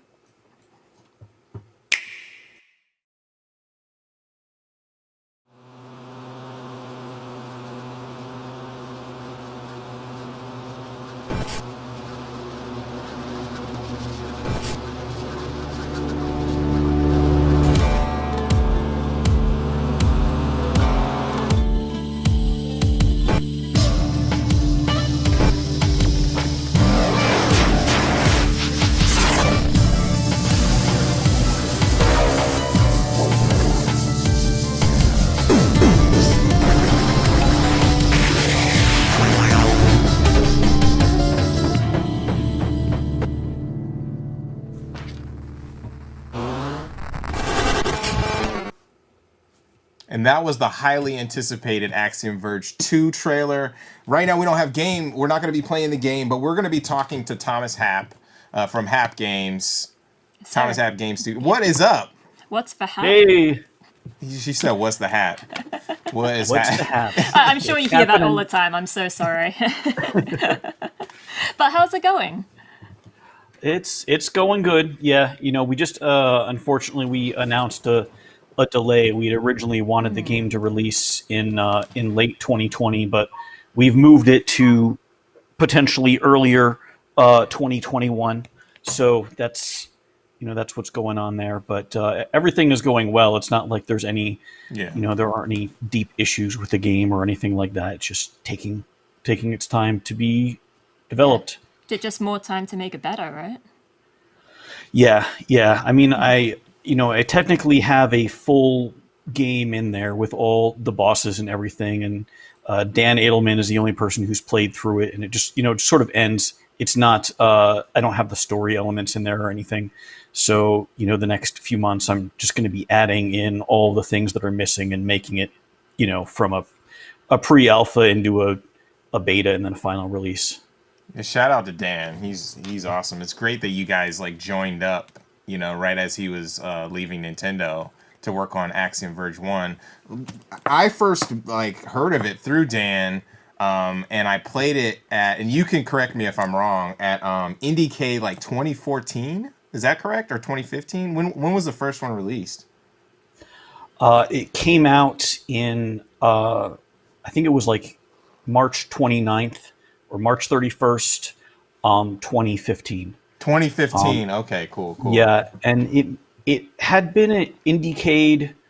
I can't remember which year because we released it on different platforms, different years. So it might have been at Indiecade for a certain platform that same year or a later year.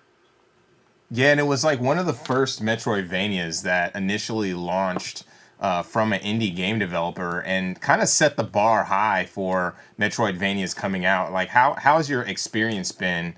With I mean, the gratification. You created a powerhouse in the area. Can you talk to us about that? Yeah, I mean, to me that was kind of totally a surprise. I had thought, like people will play this or not, and I didn't expect it to become sort of like a benchmark or anything along those lines. But I guess it was one of those, I don't know if they like zeitgeist or just right time, right place. It happened to come out at a time when there was a is the word dearth, is that correct? There weren't that many games like it at the time. Yeah, dearth of games. And it's funny, if I had been slower in development by a couple of years, it probably would have released like during the main flood. But it happened that just everything aligned. It came out at the right time. What do you think about games in the genre that have come out since then, like Dead Cells or Chasm or like any of that? Yeah. Yeah, I really like them. I'm great friends with the Chasm developers, James, and his wife Trang. The first time I was ever at E3, which was I think 2014, the Chasm booth was like the row behind mine. So like I met with them and like we went out to dinner and hung out a lot. Yeah, it's a different feeling like with indie developers because when you're working for a big AAA studio, it's just like the people in your giant studio and that's it. Whereas with indie developers, you're more likely to want to meet each other and like talk to each other and be like asking each other for help. I don't. It's not like I know personally all indie developers. I know some people think that we know everyone knows each other, but it is more like that, I think, than it is in the AAA scene. For sure. Just like we were saying earlier, like the indie dev scene is a family, really. We help each other out. But yeah, you just told us that story. I'm curious, did you ever spend any time in AAA? I did, yeah. So before I was working, on my own, I worked at Electronic Arts. I worked on the Tiger Woods series, and I worked on NFL Street 3, and then I worked at Petroglyph. They're not quite AAA; they're more like AA or Triple B or something like that. Working on real-time strategy games. And that was still, it's still a fairly large studio. I think at the largest it was like 100 people, and then it went down from there. I pretty much went the gamut from big and small to myself. How has that process been? Because I know that you're a one-man team, right? You're doing all of the coding and the sprite work. Is that correct? That's correct. Yeah. How has the journey been from Axiom Verge 1 to Axiom Verge 2? So it's quite a bit different between the two, I would think, because with Axiom Verge 1, I spent the most time in developing it on the side and not thinking of it as my livelihood or anything along those lines. It was just a hobby that I liked doing. And then in the last year of development, I was able to get a like a collaboration type deal with Sony where they, were going to give me an advance on the royalties, and that helped me to be able to afford to work on it full time for a year. And that's when it came together. Whereas Axiom Verge 2 was more like I basically used the profits of Axiom Verge 1 to support myself, and I'm working the whole time knowing like this is how I'm going to pay my bills, after it releases. So it's a different. There's a lot more pressure on it, I would say. That makes sense. I'm curious, how do you keep yourself afloat right now? I mean, you've been developing this full time for years now, right? Right. Yeah. It's all from the profits of Axiom Verge 1. Oh wow. Yeah, congrats on the success of that for sure. Yeah, too. you did really well.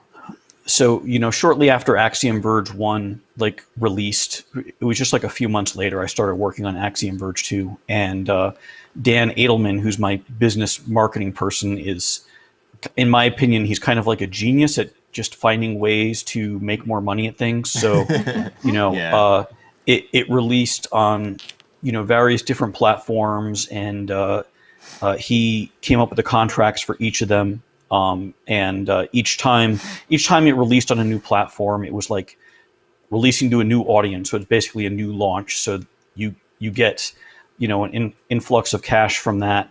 And then Dan is also really good at just finding other deals. Like a while ago, it was on the Epic Game Store, and then it in America, and then like it had another release on the Epic Game Store in China, I think it was. Nice. And it was just sort of like how would I ever think to do these things on my own? But Dan is always like putting out the feelers for like what people need, what they're looking for. So I've been able to feed myself during development, and probably for a little bit after, even if suddenly everything halted and I couldn't continue. So that's been really great. That's awesome. Living the indie dream. Yeah, for sure. So let's talk about Axiom Verge 2. What is the difference between 1 and 2, and where are you trying to go with the game? So a lot of what goes into determining what I make the game to be, it's like partially what I think would be best for the player, and then partially is what I think would be most interesting for me. And I don't really want to. I'd say like the easiest thing would be if I just reskinned Axiom Verge 1 and I changed the graphics and maybe change the order you get things in. Kind of like if you compare like Metroid Zero Mission to Metroid Fusion, like they're kind of, you have a lot of the same items, but everything's in a different order. But I wanted to actually, do something that would keep me more entertained. So there are quite a bit of changes, and maybe like 50% is different and 50% is the same. With this game, if you saw from the trailer, there's a lot more outdoor scenery. There is a different focus on items. One thing that happened in Axiom Verge 1 was there's like 20 different weapons in the game, 20 different guns, and I had a lot of complaints like you just find these extra guns and then they don't do anything for purpose of game progression. They're just there for you to have fun shooting, and that's a valid complaint. Like in a game where every item is usually there to, in a genre where each item is there to kind of like unlock progress in a certain way or give you a new way to move. That there were all these weapons that were kind of just there to shoot enemies. So I try to move away from that and go more with melee-ish and other kinds of weapons, and just try and come up with something different that people hadn't seen before to give you a reason to play the second game over or in addition to playing the first game. So how can you talk about this? I know there's secrecy behind the story because you don't want to reveal too much, but the first game you played as Trace, and now you're a different character. Can you tell us a little bit about that? So in the first game, there's like an intro cutscene that shows Trace when he's on Earth, and it's like 2005 or something, and he does an experiment and it blows up, and then he wakes up and he's in the other world.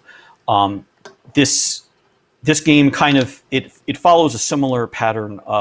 You're a character on Earth. It's a bit further in the future, and her name is Indra, and she's sort of like this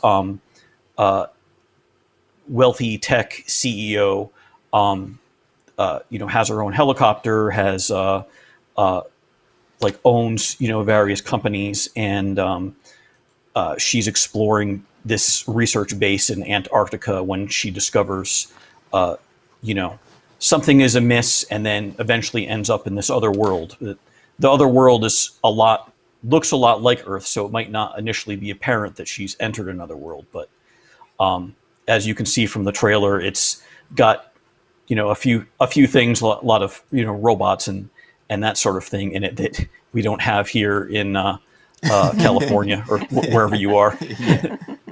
That's super interesting. Yeah, the aesthetic looks interesting and like super sci-fi. I really, really dig that. I mean, not that Axiom Verge 1 wasn't, but you could tell off the bat,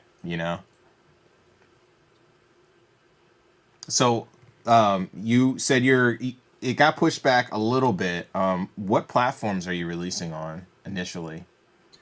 So far we've only announced a Nintendo Switch. That doesn't mean we're only releasing on Nintendo Switch, but it's the first one. Nintendo was like really excited about having the Axiom Verge trailer be part of one of their Nintendo Direct indie themed streams. So we were like, okay, yeah, that sounds good. The Switch is a really good platform for this style of game, the retro pixel art type of game. So we were pretty comfortable saying, okay, we'll release it on Switch, and it will be the first or among the first of platforms that it comes out for.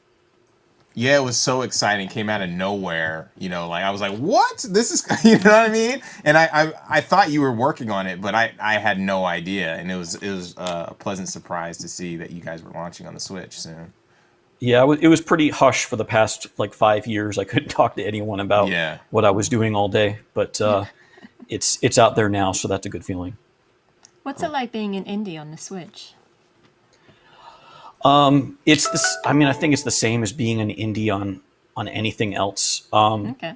There's some minor. When it comes to consoles, I would say any console has the same kind of weird quirks to it that working on PC doesn't. And it just means that you need to learn, a few things that Nintendo does differently from how Sony does it or Microsoft does it. Probably the biggest thing is just getting yourself into that ecosystem. Their console, the console platforms are much more careful about kind of who they let into their shop. Mm-hmm. So they, I think the hardest thing is probably getting that relationship. In my case, Dan already had all the relationships because he worked there. So that part of things, came a bit easier for me. But and then the other time you noticed a difference is when it's time to ship the game. If you're on Steam, you just sort of press the make it live button, whereas on a console store, there's a whole TRC certification process that you need to go through, and that can be pretty stressful and nerve wracking, and can cause the game to be delayed because you did something that wasn't exactly according to what their specification said. I used the word up in Axiom Verge 1, and you're not supposed to use the word up. You're supposed to show an icon of the controller pressing up. Yeah. Definitely familiar with that. Yeah. Yeah, so you were, during that time you became a parent. How has family life affected development? Is this correct? Am I right? Yeah. Okay. That's correct. Yeah. I have a 5-year-old son. He was born a few months after Axiom Verge 1 released. It's like a whole different game when you have a family versus when you're working on your own. You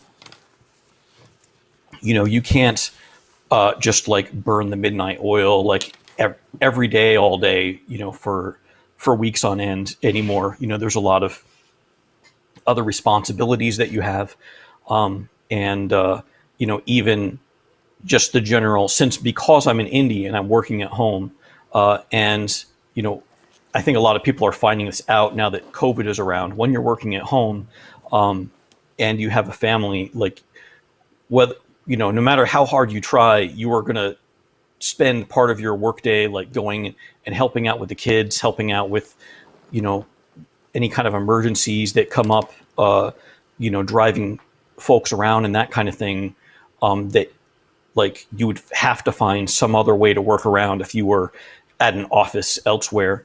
So that makes things a bit different too. Although now that everyone is, experiencing COVID, it's kind of like everyone sort of gets to know what it's like to be an indie now. That's hilarious. Yeah. Well, yeah, so we're looking forward to Axiom Verge 2. We want to thank you, Thomas, for jumping on board. Where can we find you in your game? Social media wise, you got it down there at Axiom Verge. That's me on Twitter. I'm not really on Instagram. I have an Instagram, but I don't really use it so much. And there's an Axiom Verge 2 website, www.axiomverge2, and that's where I'm going to announce everything. There's a blog there with that you can click on as a separate link. Takes you to all of the announcements that we're making for the game. Cool. Thank you so much. It's amazing. I can't wait for Axiom Verge 2. Yeah, thank you for talking us through your experiences. It's been really fascinating. All right. Thank you. All right, man. Take care, Thomas. All right, take care, everyone. So that is the end of the show. Thank you so much, Thomas and Dan, for showing Axiom Verge 2 and talking and chopping it up. It's been an amazing experience. We had over 50 games, interviews. It was great. I have too many games to play now. I don't know how I'm going to find the time to play all of these games. They all look so incredible. Yeah, it's crazy. And like we played so many games. It was awesome going through them, playing them for the first time sometimes and having the developers walk through them with us. We want to shout out our sponsors. Without you guys, this would not happen. Humble, Modern Wolf, Tiny Build, Akupara, Another Indie, Astro, Goblins, Graffiti Games, Head Up, Kickstarter, Razer, Super, Those Awesome Guys, White Fawn. And we also want to thank our streaming partners, Twitch, IGN, GameSpot, and then of course Steam. You can wishlist those games on the Mix Next Steam page. We want to thank Wilmer Sounds, AV Society, all the folks in the mix who worked with us to make this happen, and the viewers, of course. It's been an amazing experience. Thank you so much. And, oh yeah, follow us on social media, at Indie Exchange, at Media Indie Exchange on Instagram and Twitter. And then also on Twitch. Where can we find you? I'm on Twitter. I'm Katie Lux. And I'm on Instagram. I'm Misery Head there. That's my inner golf coming out. I think that's about it that I have publicly. Well, thank you so much. Thank you, everybody. Peace.